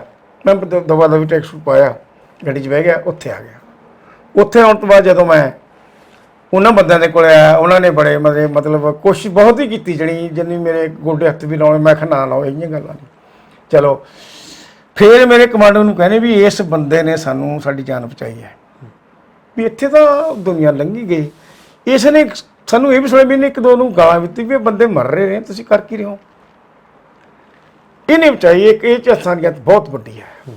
ਅੱਛਾ, ਮੇਰੇ CEO ਨੇ, ਗੁਲੀਆ ਸਾਹਿਬ ਨੇ, ਉਹਨਾਂ ਨੂੰ ਇਹ ਕਿਹਾ, ਕਹਿੰਦਾ ਵੀ ਇਹ ਤਾਂ ਪਹਾੜਾਂ ਦੇ ਵਿੱਚੋਂ ਆਸਟ੍ਰੇਲੀਆ ਦੇ ਅੰਗਰੇਜ਼ ਨੂੰ ਕੱਢ ਲਿਆ, ਕੈਪਟਨ ਮਹਿਕਲ ਨੂੰ। ਇਹ ਤਾਂ ਪੱਧਰ ਦੇ ਵਿੱਚ ਹੈ, ਇਹਦਾ ਪਤਾ ਨਹੀਂ ਬਹੁਤ ਦੁਨੀਆ ਜਾਨ ਬਚਾਈ ਹੈ। ਇੱਕ ਬਰਿਆਮ ਸਿੰਘ ਨੂੰ ਕੱਢ ਲਿਆ ਸੀ, ਲੜਕੀ ਦੀ ਸ਼ਾਦੀ ਸੀ, ਮੌਕੇ ਦੇ ਮੌਕੇ ਧਾਰੂ ਖੇੜਾ ਪਿੰਡ ਹੈ, ਉੱਥੇ ਕਹਾਣੀ ਲੰਬੀ ਚੌੜੀ ਹੈ। ਕਿੱਥੋਂ ਕੱਢਿਆ ਜੀਲਾ ਦੇ ਕੋਲੋਂ, ਉਹ ਛੁੱਟੀ ਤੇ ਸੀਗਾ, ਉਹਨੂੰ ਕਹਿੰਦੇ ਵੀ ਗੇੜਾ ਲਾਇਆ, ਉਹਦੇ ਕੋਲੇ ਉਹਦੀ ਪੇਮੈਂਟ ਤਨਖਾਹ ਲਈ, ਉਹ ਦਬਿਆ, ਉੱਥੋਂ ਉਹਨੂੰ ਕੱਢਿਆ। ਕੱਢਣ ਤੋਂ ਬਾਅਦ ਸ੍ਰੀਨਗਰ ਆਇਆ, ਟੱਟੂ ਗਰਾਊਂਡ ਵੱਜਦਾ ਉੱਥੇ, ਮਤਲਬ ਉੱਥੇ ਉਹਨਾਂ ਦਾ ASC ਬਟਾਲੀਅਨ ਸੀ ਗੱਡੀਆਂ ਵਾਲੀ। ਉਹਨੇ ਉਸ ਟਾਈਮ ਦੇ ਮੌਕੇ ਥੋੜੇ ਸਮੇਂ ਵਾਸਤੇ ਮੈਨੂੰ ਕਹਿੰਦਾ ਤੁਸੀਂ ਪਿੰਡ ਆਓਗੇ ਕਿਤੇ ਮੇਰੇ। ਮੈਂ ਕਿਹਾ ਕਿੱਥੇ ਤੇਰਾ ਪਿੰਡ, ਕਿੱਥੇ ਮੈਂ। ਇਹ ਤਾਂ ਕਹਿੰਦੇ ਨੇ ਖੂਹਾਂ ਨੂੰ ਖੂਹ ਨਹੀਂ ਮਿਲਦੇ ਤੇ ਬੰਦਿਆਂ ਨੂੰ ਬੰਦੇ ਮਿਲ ਜਾਂਦੇ ਨੇ। ਚਲੋ ਇੱਕ ਜਿਹੜੀ ਤੁਸੀਂ ਉਹ ਗੱਲ ਸੁਣਾ ਰਹੇ ਸੀ ਨਾ, ਜਿਹੜੇ ਆਸਟ੍ਰੇਲੀਅਨ ਸੀ ਜਾਂ ਅਮਰੀਕਾ ਵਾਲੇ ਸੀ, ਤੁਹਾਨੂੰ ਲੈ ਕੇ ਜਾਣਾ ਚਾਹੁੰਦੇ ਸੀ ਵੀ ਤੁਸੀਂ ਸਾਡੇ ਉੱਥੇ ਆਓ, ਇੱਥੇ ਕਰਦੇ ਹੋ। ਇੱਕ ਸਰ ਇਹਦੀ ਮੈਂ ਗੱਲ ਦੱਸਦਾ ਥੋੜੀ ਜੀ। ਇਹ ਜਦੋਂ ਇਹ ਵਾਪਸ ਚਲੇ ਗਏ, ਜਦੋਂ ਅਸੀਂ ਇਹ ਦੇਖਿਆ ਨਾ, ਸਾਨੂੰ ਪਤਾ ਨਹੀਂ ਸੀ, ਜਦੋਂ ਉਹ ਦੇਖਿਆ ਉਹ 에ਅਰ ਫੋਰਸ ਦਾ ਕਰਨਲ ਸੀ ਜਿਹਨੂੰ ਮੈਂ ਕੱਢਿਆ ਸੀ ਜੀ। ਦੂਸਰਾ ਮੁੰਡਾ ਤਕਰੀਬਨ ਬਾਡੀ ਸੋਡੇ ਵਰਗੀ ਸੀ, ਉਹ ਜੱਜ ਦਾ ਮੁੰਡਾ ਸੀ ਜੀ। ਜਦੋਂ ਉਹਨਾਂ ਨੇ ਤਾਂ ਮੇਰਾ ਬਹੁਤ ਵੱਡਾ ਸਤਿਕਾਰ ਕੀਤਾ, ਉਹ ਘਰੇ ਵੀ ਉੱਥੇ ਵੀ ਉਹਨਾਂ ਨੇ ਚਲਦੀ ਹੱਥ 'ਚ ਬਸ ਇਹ ਵੀ ਕਹਿ ਦਿੱਤਾ, ਉਹੀ ਗੱਲ ਆ ਗਈ ਗਿਲਾ ਸ਼ਿਕਵੇ ਦੀ। ਕਹਿੰਦੇ ਜੀ ਅਸੀਂ ਇਸ ਬੰਦੇ ਦੇ ਨਾਂ ਤੇ ਕੁਛ ਕੁ ਮੇਲਾ ਮੂਲਾ ਜਾਂ ਮਾੜਾ ਮੋਟਾ ਮਸ਼ਹੂਰੀ ਕਰ ਦਈਏ। ਪਹਿਲਾਂ ਤਾਂ ਉਸ ਟਾਈਮ ਤੇ ਹਾਂ ਕਹਤੀ, ਚਲੋ ਫਿਰ ਪਲਟਣ ਦੇ ਖਿਆਲ ਨੇ ਆਪਾਂ ਛੱਡੋ ਇਹਨਾਂ ਗੱਲਾਂ ਨੂੰ, ਨਹੀਂ ਵੀ ਹੋਇਆ। ਚਲੋ ਫਿਰ ਉਹਨਾਂ ਨੇ, ਮੈਂ ਆਮ ਜਾਣ ਲੱਗ ਗਿਆ ਜਦੋਂ, ਕਿਉਂਕਿ ਮੈਂ ਸਪੋਰਟਸਮੈਨ ਸੀ, ਮੈਂ ਜਾਂਦਾ ਸੀ, ਮੈਂ ਪਲਟਨ ਤਰਫੋਂ ਫਰੀ ਸੀ। ਉਸ ਬੰਦੇ ਨੇ ਕਿਹਾ ਵੀ ਤੂੰ ਇੱਥੇ ਰਹਿ, ਮੇਰੀ ਕੋਠੀ ਦਾ 2 ਕਮਰੇ ਜਿਹੜੇ ਮਰਜ਼ੀ ਸਾਂਭ ਲੈ, ਜਿੰਨਾ ਚਿਰ ਤੂੰ ਇੱਥੇ ਨਾਗਰਿਕ ਨਹੀਂ ਬਣਦਾ ਉਸ ਤੋਂ ਬਾਅਦ ਮੈਂ ਤੈਨੂੰ ਸਭ ਕੁਝ ਕਹਿ ਕੇ ਜਾਊਂ। ਤੂੰ 5-7 ਸਾਲ ਇੱਥੇ ਨਾਗਰਿਕ ਰਹਿ, ਨਾਲੇ ਤਾਂ ਲੜੂ ਮੈਂ ਤੇਰਾ ਕੇਸ, ਵੀ ਜਿਹੜੇ ਤੈਂ ਪ੍ਰਾਪਤੀਆਂ ਕੀਤੀਆਂ ਨੇ ਉਹ ਤੈਨੂੰ ਦਬਾਊਂਗਾ। ਬਾਕੀ ਜ਼ਮੀਨ ਮਿਲਦੀ ਹੈ ਇੱਥੇ, ਮਰਬਾ ਜ਼ਮੀਨ ਦਿੰਦੇ ਨੇ ਗਲਟੀ ਵਾਰਡ ਨੂੰ, ਕਿੱਥੇ ਉਹਗਾ ਨਗਰ ਦੇ ਰਾਜਸਥਾਨ ਦੇ ਵਿੱਚ, ਵੀ ਨਾਲੇ ਦਵਾਊਂ ਉਹ, ਨਾਲੇ ਤੇਰੇ ਖੇਲ ਮੰਤਰੀ ਦਾ ਮੈਂ ਕੇਸ ਲੜੂੰਗਾ। ਮੈਂ ਚਾਹੇ ਮੋਹ ਕਹਿ ਲਓ, ਜਵਾਕਾਂ ਦਾ ਕਹਿ ਲਓ, ਭਾਈਆਂ ਦਾ ਕਹਿ ਲਓ, ਪਿਆਰ ਕਹਿ ਲਓ, ਜਾਂ ਮੇਰੀ ਕਿਸਮਤ ਕਹਿ ਲਓ, ਜਿਹੜੀ ਉਹ ਚੀਜ਼ ਮੈਨੂੰ ਹਾਸਲ ਨਹੀਂ ਹੋਣੀ ਸੀ, ਜਿਹੜੀ ਮੈਂ ਰਿਟਾਇਰਮੈਂਟ ਹੋ ਕੇ ਪਿੰਡ ਆਉਣ ਦੀ ਕੋਸ਼ਿਸ਼ ਕੀਤੀ। ਕਦੋਂ ਰਿਟਾਇਰ ਹੋਏ ਸੀ? ਰਿਟਾਇਰਮੈਂਟ ਮੈਂ ਹੋਇਆ 94 ਸਟਾਰਟਿੰਗ ਦੇ ਵਿੱਚ, ਜਨਵਰੀ ਜੀ। ਤੇ ਇੱਕ ਉਹ ਕਹਾਣੀ ਫਿਰ ਜਿਹੜੀ ਆਪਾਂ ਆਸਟ੍ਰੇਲੀਆ ਵਾਲੀ ਹੈ, ਤੁਸੀਂ ਕਹਿੰਦੇ ਸੀ ਨਾ ਵੀ ਜਿਹਨੂੰ ਤੁਸੀਂ ਬਚਾਇਆ ਸੀ। ਹਾਂ, ਉਹ ਮੈਂ ਇਹਦੇ ਸਾਹਮਣੇ ਦਿਖਾ ਦੇਣਾ ਵੀ ਉਸ ਕੈਪਟਨ ਨੇ, ਉਹਨਾਂ ਨਾਲ ਇੱਕ ਕੈਪਟਨ ਸਾਹਿਬ ਆਇਆ ਸੀ ਮਲਹੋਤਰਾ। ਮਲਹੋਤਰਾ ਉਹ ਸੀਗਾ ਟੀਮ ਕੈਪਟਨ ਆਸਟ੍ਰੇਲੀਆ ਦਾ।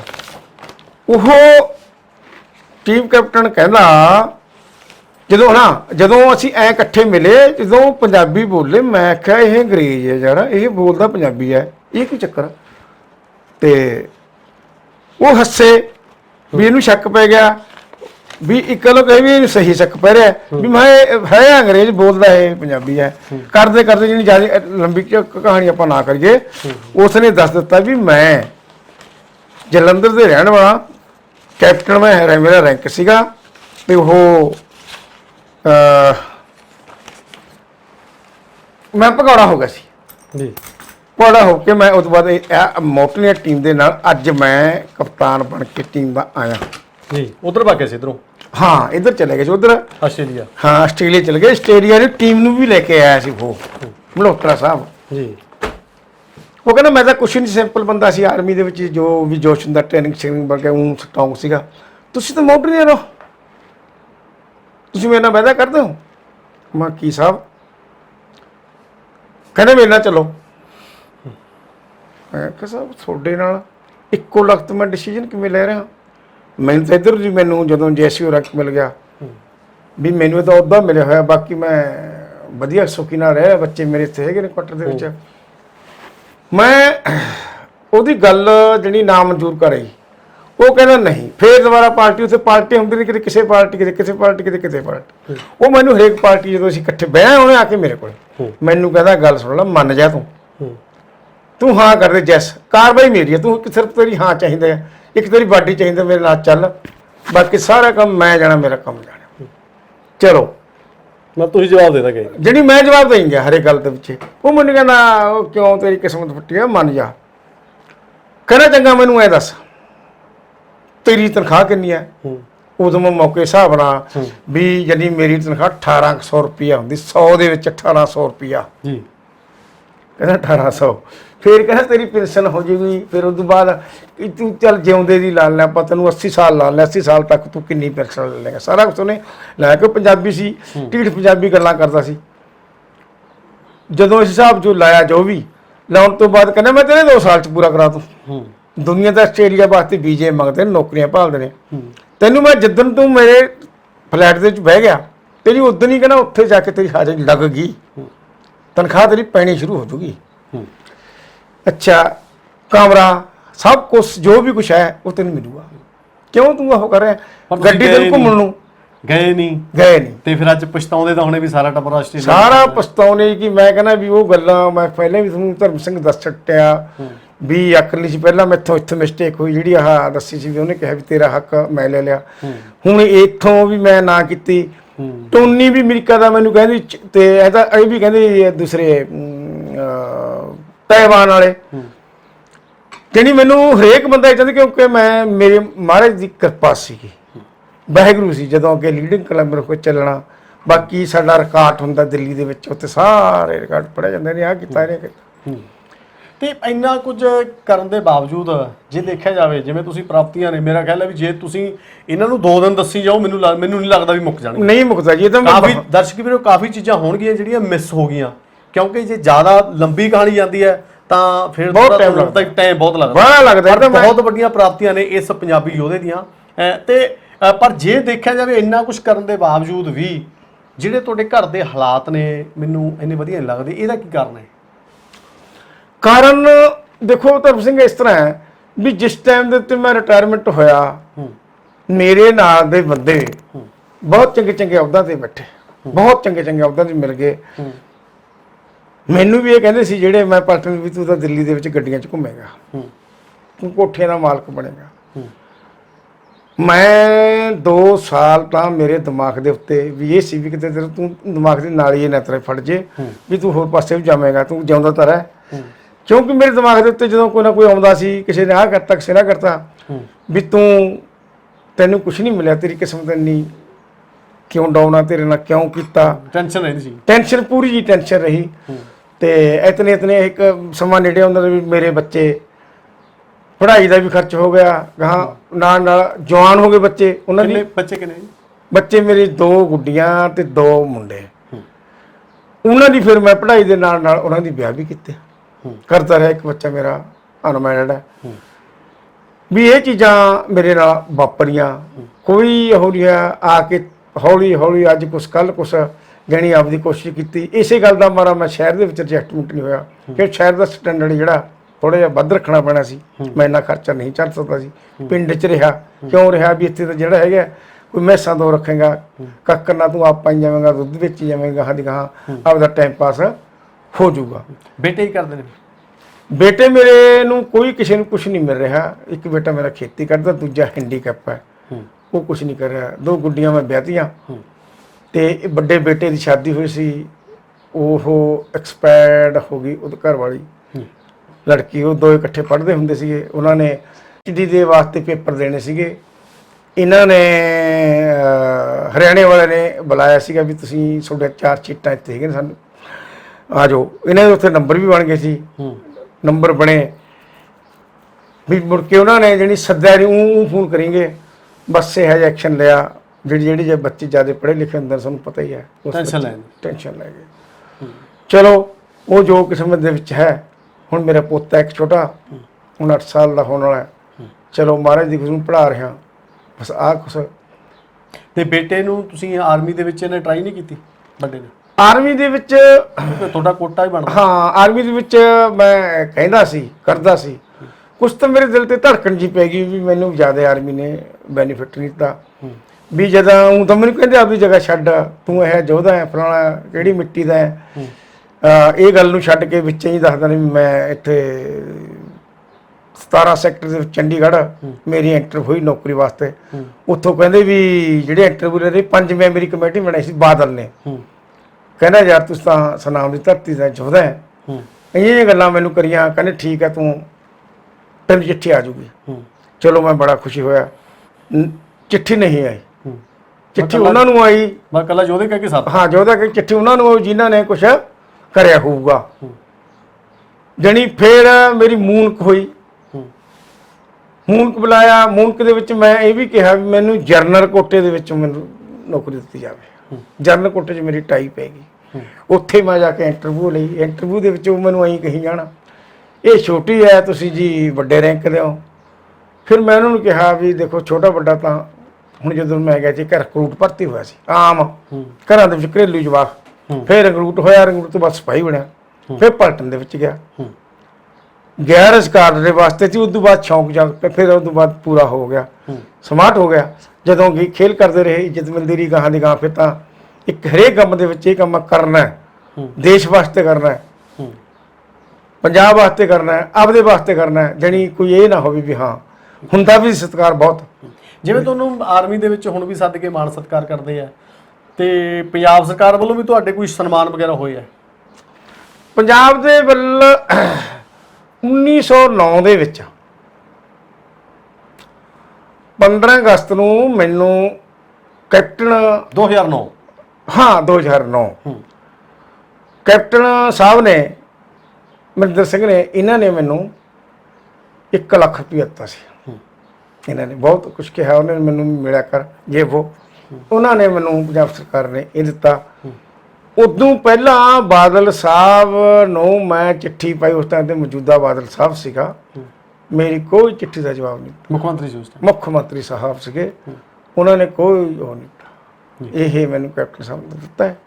ਇਹ 'ਚ ਮੈਂ ਧੰਨਵਾਦ ਕੋਟੀ ਕੋਟੀ ਉਹਦਾ ਧੰਨਵਾਦ ਕਰਦਾ। ਉਹਨਾਂ ਨੇ ਸਾਨੂੰ ਫੌਜਾਂ ਨੂੰ ਮੋਟਰਾਂ ਵੀ ਦਿੱਤੀਆਂ, ਪੈਨਸ਼ਨ ਮਿਲਦੀ ਹੈ? ਹਾਂ, ਉਹਨਾਂ ਨੇ ਸਾਰਾ ਕੁਛ, ਉਹਨਾਂ ਨੇ ਸਾਨੂੰ ਮਤਲਬ ਕੈਪਟਨ ਸਾਹਿਬ ਨੇ ਬਹੁਤ ਕੁਛ ਜਾਣੀ ਇਸ ਤਰੀਕੇ ਨਾਲ ਵੀ ਸਤਿਕਾਰੀ ਇਹ ਵੀ ਦੇ ਸਕਦੇ ਸੀ, ਪਰ ਇਹਨਾਂ ਨੇ ਨਹੀਂ ਚੀਜ਼ ਨੂੰ ਮੰਨਿਆ। ਆਹ ਚੀਜ਼ ਆ ਜੀ। ਤੇ ਤੁਹਾਡਾ ਨਾਂ ਜਿਹੜਾ ਉਹ ਡੀਸੀ ਦਫ਼ਤਰ ਦੇ ਵਿੱਚ ਵੀ ਬਕਾਇਦਾ ਲਿਖਿਆ ਹੋਇਆ, ਔਰ ਰਾਸ਼ਟਰਪਤੀ ਭਵਨ ਦੇ ਵਿੱਚ ਵੀ ਤੁਹਾਡੀ ਤਸਵੀਰ? ਹਾਂਜੀ, ਇੱਕ ਫੋਟੋ ਹੈ, ਉਹਨੂੰ ਕਹਿੰਦੇ ਨੇ ਚਿਮਨੀ ਕਲੈਮ।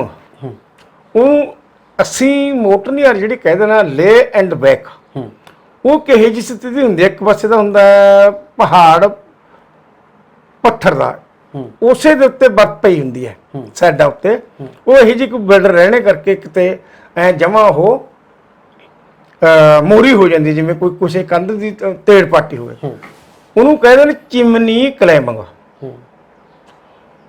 ਉਹ ਗਾਹਾਂ ਲੰਘ ਕੇ ਮਤਲਬ ਜੇ ਆਪਾਂ ਉਰੋਂ ਪਰਾਂ ਦੀ ਜੇ ਬਹੁਤ ਰੂਟ ਬਣਦਾ ਹੈ, ਜੇ ਆਪਾਂ ਕਿਸੇ ਪਹਾੜ ਨੂੰ ਸਰ ਕਰ ਰਹੇ ਹਾਂ ਚੋਟੀ ਨੂੰ, ਪੂਰਾ ਰੂਟ ਲਈਏ ਉਹਨੂੰ ਜਾਣ ਵਾਸਤੇ ਬਹੁਤ ਬਣਦਾ। ਜਿਹੜਾ ਉਹ ਚਿਮਨੀ ਕਲੈਮ ਸੀ ਉਹਦੇ ਆਪ ਤਾਂ ਬੰਦਾ ਚੜ੍ਹ ਨਹੀਂ ਸਕਦਾ, ਤੇ ਉਹਦੇ ਵਿੱਚ ਜਿਹੜਾ ਚੜ੍ਹ ਜਾਂਦਾ ਉਹਦਾ ਬਹੁਤ ਸ਼ਾਰਟਕਟ ਰਸਤਾ ਹੋ ਜਾਂਦਾ, ਬਹੁਤ ਟਾਈਮ ਦਾ ਦਿਨ। ਉਹ ਫੋਟੋ ਲੱਗੀ ਹੋਈ ਤੁਹਾਡੀ ਹੈ ਜੀ? ਇਹ ਉਹ ਜਿਹੜੀ ਲੈਂਡ ਬੈਕ ਦੀ ਹੈ ਉਹਦੇ ਬਾਰੇ ਸੋਚਿਆ ਗਿਆ ਪਹਿਲਾਂ ਤਾਂ ਮੋਟੀਨਰ ਨੇ ਵੀ ਇਹਦਾ ਵਜਨ ਗਾਹਾਂ ਨੂੰ ਨਹੀਂ ਗਾਹਾਂ ਡਿੱਗ ਸਕਦਾ, ਇਹਦੀਆਂ ਹੱਡੀਆਂ ਠੀਕ ਲੱਗੀਆਂ ਨੇ, ਇਹਦੀ ਜਿਹੜੀ ਹਿੱਪ ਹੈ ਠੀਕ ਲੱਗੀ ਹੈ, ਇਹਨੇ ਗਾਹਾਂ ਆਪਦਾ ਸਰੀਰ ਦਾ ਬੈਲੈਂਸ ਰੱਖ ਕੇ ਉਹ ਚੀਜ਼ ਨੂੰ ਸਮਝ ਕੇ ਇੰਡੀਅਨ ਮੋਟਰਨ ਫਾਊਂਡੇਸ਼ਨ ਭਵਾ ਖੂਆ ਉਸ ਨੇ ਇਸ ਚੀਜ਼ ਨੂੰ ਸਿਲੈਕਟ ਛੱਡਿਆ, ਇਹ ਚੀਜ਼ ਕੱਢ ਕੇ ਉੱਥੇ ਲੱਗੀ ਹੋਈ ਹੈ ਜੀ। ਤੁਸੀਂ ਇੱਕ ਦੇਖੋ ਸੋਚਿਆ ਨਾ, ਇੱਕ ਪੰਜਾਬ ਦੀ ਧਰਤੀ ਤੇ ਸੰਤ ਹਰਚੰਦ ਸਿੰਘ ਜੀ ਲੌਂਗੋਵਾਲ, ਆਪਾਂ ਗੱਲ ਕਰ ਲਈਏ ਅਕਾਲੀ ਫੂਲਾ ਸਿੰਘ ਜਾਂ ਸ਼ਹੀਦ ਊਧਮ ਸਿੰਘ, ਸੰਤ ਬਾਬਾ ਆਤਰ ਸਿੰਘ ਜੀ, ਹੈ ਨਾ, ਉਸ ਜ਼ਿਲ੍ਹੇ ਦੇ ਵਿੱਚ ਉਸ ਧਰਤੀ ਤੇ ਪੈਦਾ ਹੋਏ। ਔਰ ਜਦੋਂ ਤੁਹਾਨੂੰ ਵਿਦੇਸ਼ੀ ਲੋਕ ਆਫਰ ਕਰ ਰਹੇ ਸੀ, ਤੁਸੀਂ ਉਹਨਾਂ ਨੂੰ ਠੁਕਰਾਤਾ ਵੀ ਨਹੀਂ, ਮੈਂ ਆਪਣੇ ਭਾਰਤ ਦੇ ਲਈ, ਆਪਣੇ ਪੰਜਾਬ ਦੇ ਲਈ ਲੜਾਂਗਾ। ਪਰ ਇੱਥੇ ਜਿਹੜੀ ਤੁਹਾਡੀ ਉਸ ਪੱਧਰ ਤੇ ਕਦਰ ਨਹੀਂ ਪੈ ਸਕੀ ਜਿੱਦਾਂ ਦੀਆਂ ਤੁਹਾਡੀਆਂ ਪ੍ਰਾਪਤੀਆਂ ਸੀ, ਮਨ ਦੇ ਵਿੱਚ ਦੁੱਖ ਤਾਂ ਬਹੁਤ ਹੋਣਾ ਜੀ ਇਸ ਚੀਜ਼। ਦੇਖੋ ਜੀ ਦੁੱਖ ਤਾਂ ਇਸ ਚੀਜ਼ ਕਿਉਂਕਿ ਦੀ ਹੈ। ਮੈਂ ਪਹਿਲਾਂ ਵੀ ਕਿਹਾ ਸੀ ਜੇ ਤੁਸੀਂ ਉੱਧਰ ਆਸਟ੍ਰੇਲੀਆ ਅਮਰੀਕਾ ਜਾਂਦੇ ਅੱਜ ਸਾਰਾ ਪਰਿਵਾਰ ਹਾਂ ਇਸੇ ਚੀਜ਼ ਨੂੰ ਮੈਂ ਮੰਨਦਾ ਵੀ ਮੈਂ ਆਪਣੀ ਚੀਜ਼ ਨੂੰ ਸੋਚਿਆ ਵੀ ਜੇ ਪਲਟਨ ਦੇ ਵਿੱਚ ਮੈਂ ਕੁਝ ਕਰ ਰਿਹਾ ਤਾਂ ਮੈਂ ਆਪਣੇ ਦੇਸ਼ ਨੂੰ ਕੁਛ ਨਾ ਕੁਛ ਦੇਵਾਂ, ਦੇਸ਼ ਦਾ ਨਾਂ ਉੱਚਾ ਕਰਾਂ। ਮੁਕਾਬਲੇ ਲੜ ਰਹੇ ਸੀ ਆਸਟ੍ਰੇਲੀਆ, ਅਮਰੀਕਾ, ਤਾਇਵਾਨ, ਕੈਨੇਡਾ, ਇਹਨਾਂ ਨਾਲ ਜਿਹੜੇ ਮੇਰੇ ਮੁਕਾਬਲੇ ਨੇ, ਹੋਰ ਕੰਟਰੀ ਵੀ ਇੱਕ ਦੋ ਰਹਿ ਗਈ ਹੋਣੀ, ਤੇ ਬਾਕੀ ਮੇਰੇ ਲਾਸਟ ਮੇਜਰ ਐਕਸਪੈਕਟੇਸ਼ਨ ਨੇ ਵੀ ਜੇ ਰੱਬ ਨੇ ਤੈਨੂੰ ਇਸ ਚੀਜ਼ ਦਾ ਹੁਨਰ ਬਖਸ਼ਿਆ ਤੂੰ ਕਿਉਂ ਨਾ ਆਪਣੇ ਦੇਸ਼ ਦੇ ਵਿੱਚ ਨਾਂ ਉੱਚਾ ਕਰੇ। ਤੇ ਮੈਂ ਉਹਨਾਂ ਨੂੰ ਇਸ ਚੀਜ਼ ਨੂੰ ਮਨਾ ਕਰਦਾ ਰਿਹਾ, ਠੁਕਰਾਤਾ ਵੀ ਮੈਂ ਤਾਂ ਆਪਣੇ ਵਾਸਤੇ ਹੀ ਹਾਂ ਲਾਉਂਦਾ। ਆਪਣੇ ਵਾਸਤੇ। ਜਿਵੇਂ ਆਪਦਾ ਲਾਲਚ ਕਰਦਾ ਮੈਂ ਚਲੇ ਜਾਂਦਾ, ਮੈਨੂੰ ਲਿਜਾ ਰਹੇ ਸੀ, ਮੇਰਾ ਖਰਚਾ ਪੱਠਾ ਮੇਰੀ ਨੌਕਰੀ ਸਭ ਕੁਝ ਉਹ ਦੇ ਰਹੇ ਨਾਲ ਸੀ। ਉਹੀ ਗੱਲ ਨਾਲ ਪਰਿਵਾਰ ਦੀ ਸੈਟਿੰਗ। ਹਾਂ ਨਾਲ ਪਰਿਵਾਰ ਦੀ ਸੈਟਿੰਗ ਸੀਗੀ। ਤੇ ਬਹੁਤ ਫੌਜੀ ਬੰਦੇ ਨੇ ਜਿਹੜੇ ਭਗੌੜੇ ਹੋ ਗਏ ਨੇ। ਮੇਰੇ ਇੱਕ ਕੰਪਨੀ ਦਾ ਉਹਦਾ ਨਾਮ ਜੋਗਿੰਦਰ ਸਿੰਘ ਨਾਰਥ ਉਹਨੂੰ ਕਹਿ ਕਰਦੇ, ਉਹ ਚਲੇ ਗਏ ਸੀ ਸਾਰਾ ਕੁਝ ਛੱਡ ਕੇ, ਉਹ ਮੌਜਾਂ ਕਰ ਰਿਹਾ। ਨਾਲੇ ਉਹਦਾ ਵਿਆਹ ਹੋਇਆ ਸੀ, ਸ਼ਾਦੀशुदा, ਉੱਥੇ ਜਾ ਕੇ ਸ਼ਾਦੀ ਕਰਵਾਈ। ਉਹਦੇ ਘਰ ਵਾਲੀ ਨੇ ਕਿਹਾ, ਕਹਿੰਦਾ ਵੀ ਮੈਂ ਸ਼ਾਦੀ ਕਰਾ ਲਾਂ, ਕਹਿੰਦੀ ਕਰਾ ਲੈ, ਮੈਨੂੰ ਪੈਸੇ ਚਾਹੀਦੇ ਨੇ, ਬਾਕੀ ਤੂੰ ਆਪਦਾ ਕਰਵਾ। ਉਹ ਜਿੰਨਾ ਚਿਰ ਉਹ ਨੌਕਰੀ ਉਹਨੇ ਕਰੀ ਉੱਥੇ 10 ਸਾਲ 15 ਸਾਲ, ਆਪਦਾ ਜਦੋਂ ਅਮੀਰ ਬਣ ਗਿਆ ਵਾਪਸ ਆ ਗਿਆ ਤੇ ਉਹਨੂੰ ਉੱਥੇ ਛੱਡਿਆ, ਆਪਦੇ ਬੱਚਿਆਂ 'ਚ ਸੁੱਖ ਵੀ ਵਸ ਰਿਹਾ। ਜੀ ਗੁਰਦੇਵ ਸਿੰਘ, ਹਾਂ ਗੁਰਦੇਵ ਸਿੰਘ ਸੀਗਾ। ਜੀ। ਸੋ ਬਹੁਤ ਬਹੁਤ ਧੰਨਵਾਦ ਜੀ ਸੂਬੇਦਾਰ ਸਾਹਿਬ, ਅੱਜ ਤੁਸੀਂ ਸਾਨੂੰ ਸਮਾਂ ਦਿੱਤਾ, ਕਿਉਂਕਿ ਸਾਡੀ ਕੋਸ਼ਿਸ਼ ਰਹਿੰਦੀ ਹੈ ਕਿ ਸਾਡੇ ਪੰਜਾਬ ਦੇ, ਸਾਡੇ ਭਾਰਤ ਦੇ ਉਹ ਹੀਰੇ ਜਿਹੜੇ ਕਿ ਰੋਲਦੇ ਨੇ, ਇੰਨਾ ਕੁਝ ਕਰਨ ਦੇ ਬਾਵਜੂਦ ਵੀ ਉਹਨਾਂ ਦੀ ਉਸ ਪੱਧਰ ਤੇ ਕਦਰ ਨਹੀਂ ਪੈ ਸਕੀ ਜੋ ਪੈਣੀ ਚਾਹੀਦੀ ਹੈ। ਸੋ ਤੁਸੀਂ ਸਾਨੂੰ ਸਮਾਂ ਦਿੱਤਾ, ਅਸੀਂ ਗੱਲਬਾਤ ਕੀਤੀ ਤੁਹਾਡੇ ਨਾਲ, ਬਹੁਤ ਵਧੀਆ ਲੱਗਿਆ ਤੇ ਦੁੱਖ ਵੀ ਲੱਗਿਆ ਕਿ ਤੁਹਾਡੀ ਕੀਮਤ ਨਹੀਂ ਪੈ ਸਕੀ, ਕਦਰ ਨਹੀਂ ਪੈ ਸਕੀ। ਸੋ ਇੱਕ ਵਾਰੀ ਫਿਰ ਸਾਡੇ ਵੱਲੋਂ ਤੁਹਾਡਾ ਬਹੁਤ ਬਹੁਤ ਧੰਨਵਾਦ। ਦੇਖੋ ਜੀ ਧਰਮ ਸਿੰਘ ਜੀ, ਤੁਸੀਂ ਚੱਲ ਕੇ ਮੇਰੇ ਕੋਲੇ ਆਇਆ, ਆਪਣੀ ਟੀਮ ਨੂੰ ਤੁਸੀਂ ਮੇਰੀਆਂ ਗੱਲਾਂ ਸੁਣੀਆਂ, ਬਹੁਤ ਕੁਛ। ਇਹ ਤਾਂ ਮੈਂ ਜਿਹੜਾ ਕੁਛ ਦੱਸਿਆ ਇਹਦੇ ਵਿੱਚ ਤਾਂ ਤਕਰੀਬਨ ਤੀਜਾ ਹਿੱਸਾ ਹੀ ਦੱਸਿਆ, ਬਹੁਤ ਗੱਲਾਂ ਮਿਸਟ ਹੋ ਰਹੀਆਂ ਨੇ। ਅਗਲਾ ਸੁਣਨ ਵਾਲਾ ਇਹ ਕਹੂਗਾ ਵੀ ਇਹਦੇ ਵਿੱਚ ਆਹ ਗਾਹਾਂ ਕਿਵੇਂ ਹੋਇਆ। ਉਹ ਚੀਜ਼ਾਂ ਘੱਟ ਸਮਾਂ ਲੈਂਦੇ ਹੋਏ ਮੈਂ ਗੱਲਾਂ ਕਹੀਆਂ, ਤੁਹਾਨੂੰ ਮਨਜ਼ੂਰ ਹੋਣਗੀਆਂ। ਧੰਨਵਾਦ ਤੁਹਾਡਾ, ਬਹੁਤ ਬਹੁਤ ਵੱਡਾ ਧੰਨਵਾਦ ਹਰਿਆਊ ਧਰਮ ਸਿੰਘ ਜੀ ਤੇ ਕੈਮਰਾਮੈਨ। ਮੈਂ ਇਸ ਚੀਜ਼ ਨੂੰ ਤੁਹਾਡਾ ਬਹੁਤ ਬਹੁਤ ਮਨੋਂ ਧਨੋਂ ਪੂਰੇ ਪਰਿਵਾਰ ਵੱਲੋਂ, ਬੱਚਿਆਂ ਵੱਲੋਂ ਧੰਨਵਾਦ ਕਰਦਾ ਜੀ। ਧੰਨਵਾਦ। ਸੋ ਦੋਸਤੋ, ਇਹ ਸਨ ਸੂਬੇਦਾਰ ਗੁਰਜੰਟ ਸਿੰਘ ਜੀ ਗਿੱਦੜਿਆਣੀ। ਸਾਰੀ ਕਹਾਣੀ ਤੁਸੀਂ ਸੁਣੇ ਲਈ ਹੈ, ਕਿਉਂਕਿ ਇੱਦਾਂ ਦੀਆਂ ਜਿਹੜੀਆਂ ਸੱਚੀਆਂ ਹਕੀਕਤਾਂ ਨੇ, ਕਹਾਣੀਆਂ ਸੁਣਨ ਦੇ ਵਾਸਤੇ ਸਮਾਂ ਤਾਂ ਫਿਰ ਕੱਢਣਾ ਹੀ ਪੈਂਦਾ ਹੈ। ਇਸ ਵੀਡੀਓ ਨੂੰ ਲਾਈਕ ਕਰਨਾ, ਕਮੈਂਟ ਕਰਨਾ, ਤਾਂ ਕਿ ਸ਼ੇਅਰ ਵੀ ਕਰਨਾ, ਤਾਂ ਕਿ ਸਾਡੀਆਂ ਸਰਕਾਰਾਂ ਦੇ ਕੰਨਾਂ ਤੇ ਜੂੰ ਸਰ ਕੇ ਇੱਦਾਂ ਦੇ ਹੀਰੇ ਇੱਦਾਂ ਗਲੀਆਂ ਦੇ ਵਿੱਚ ਨਾ ਰੁਲਣ। ਅਗਲੀ ਵਾਰੀ ਕਿਸੇ ਹੋਰ ਵਿਸ਼ੇ ਤੇ ਗੱਲ ਕਰਾਂਗੇ। ਮੈਨੂੰ ਤੇ ਮੇਰੇ ਕੈਮਰਾਮੈਨ ਰਾਜ ਕੁਮਾਰ ਨੂੰ ਦਿਓ ਆਗਿਆ। ਸਤਿ ਸ੍ਰੀ ਅਕਾਲ।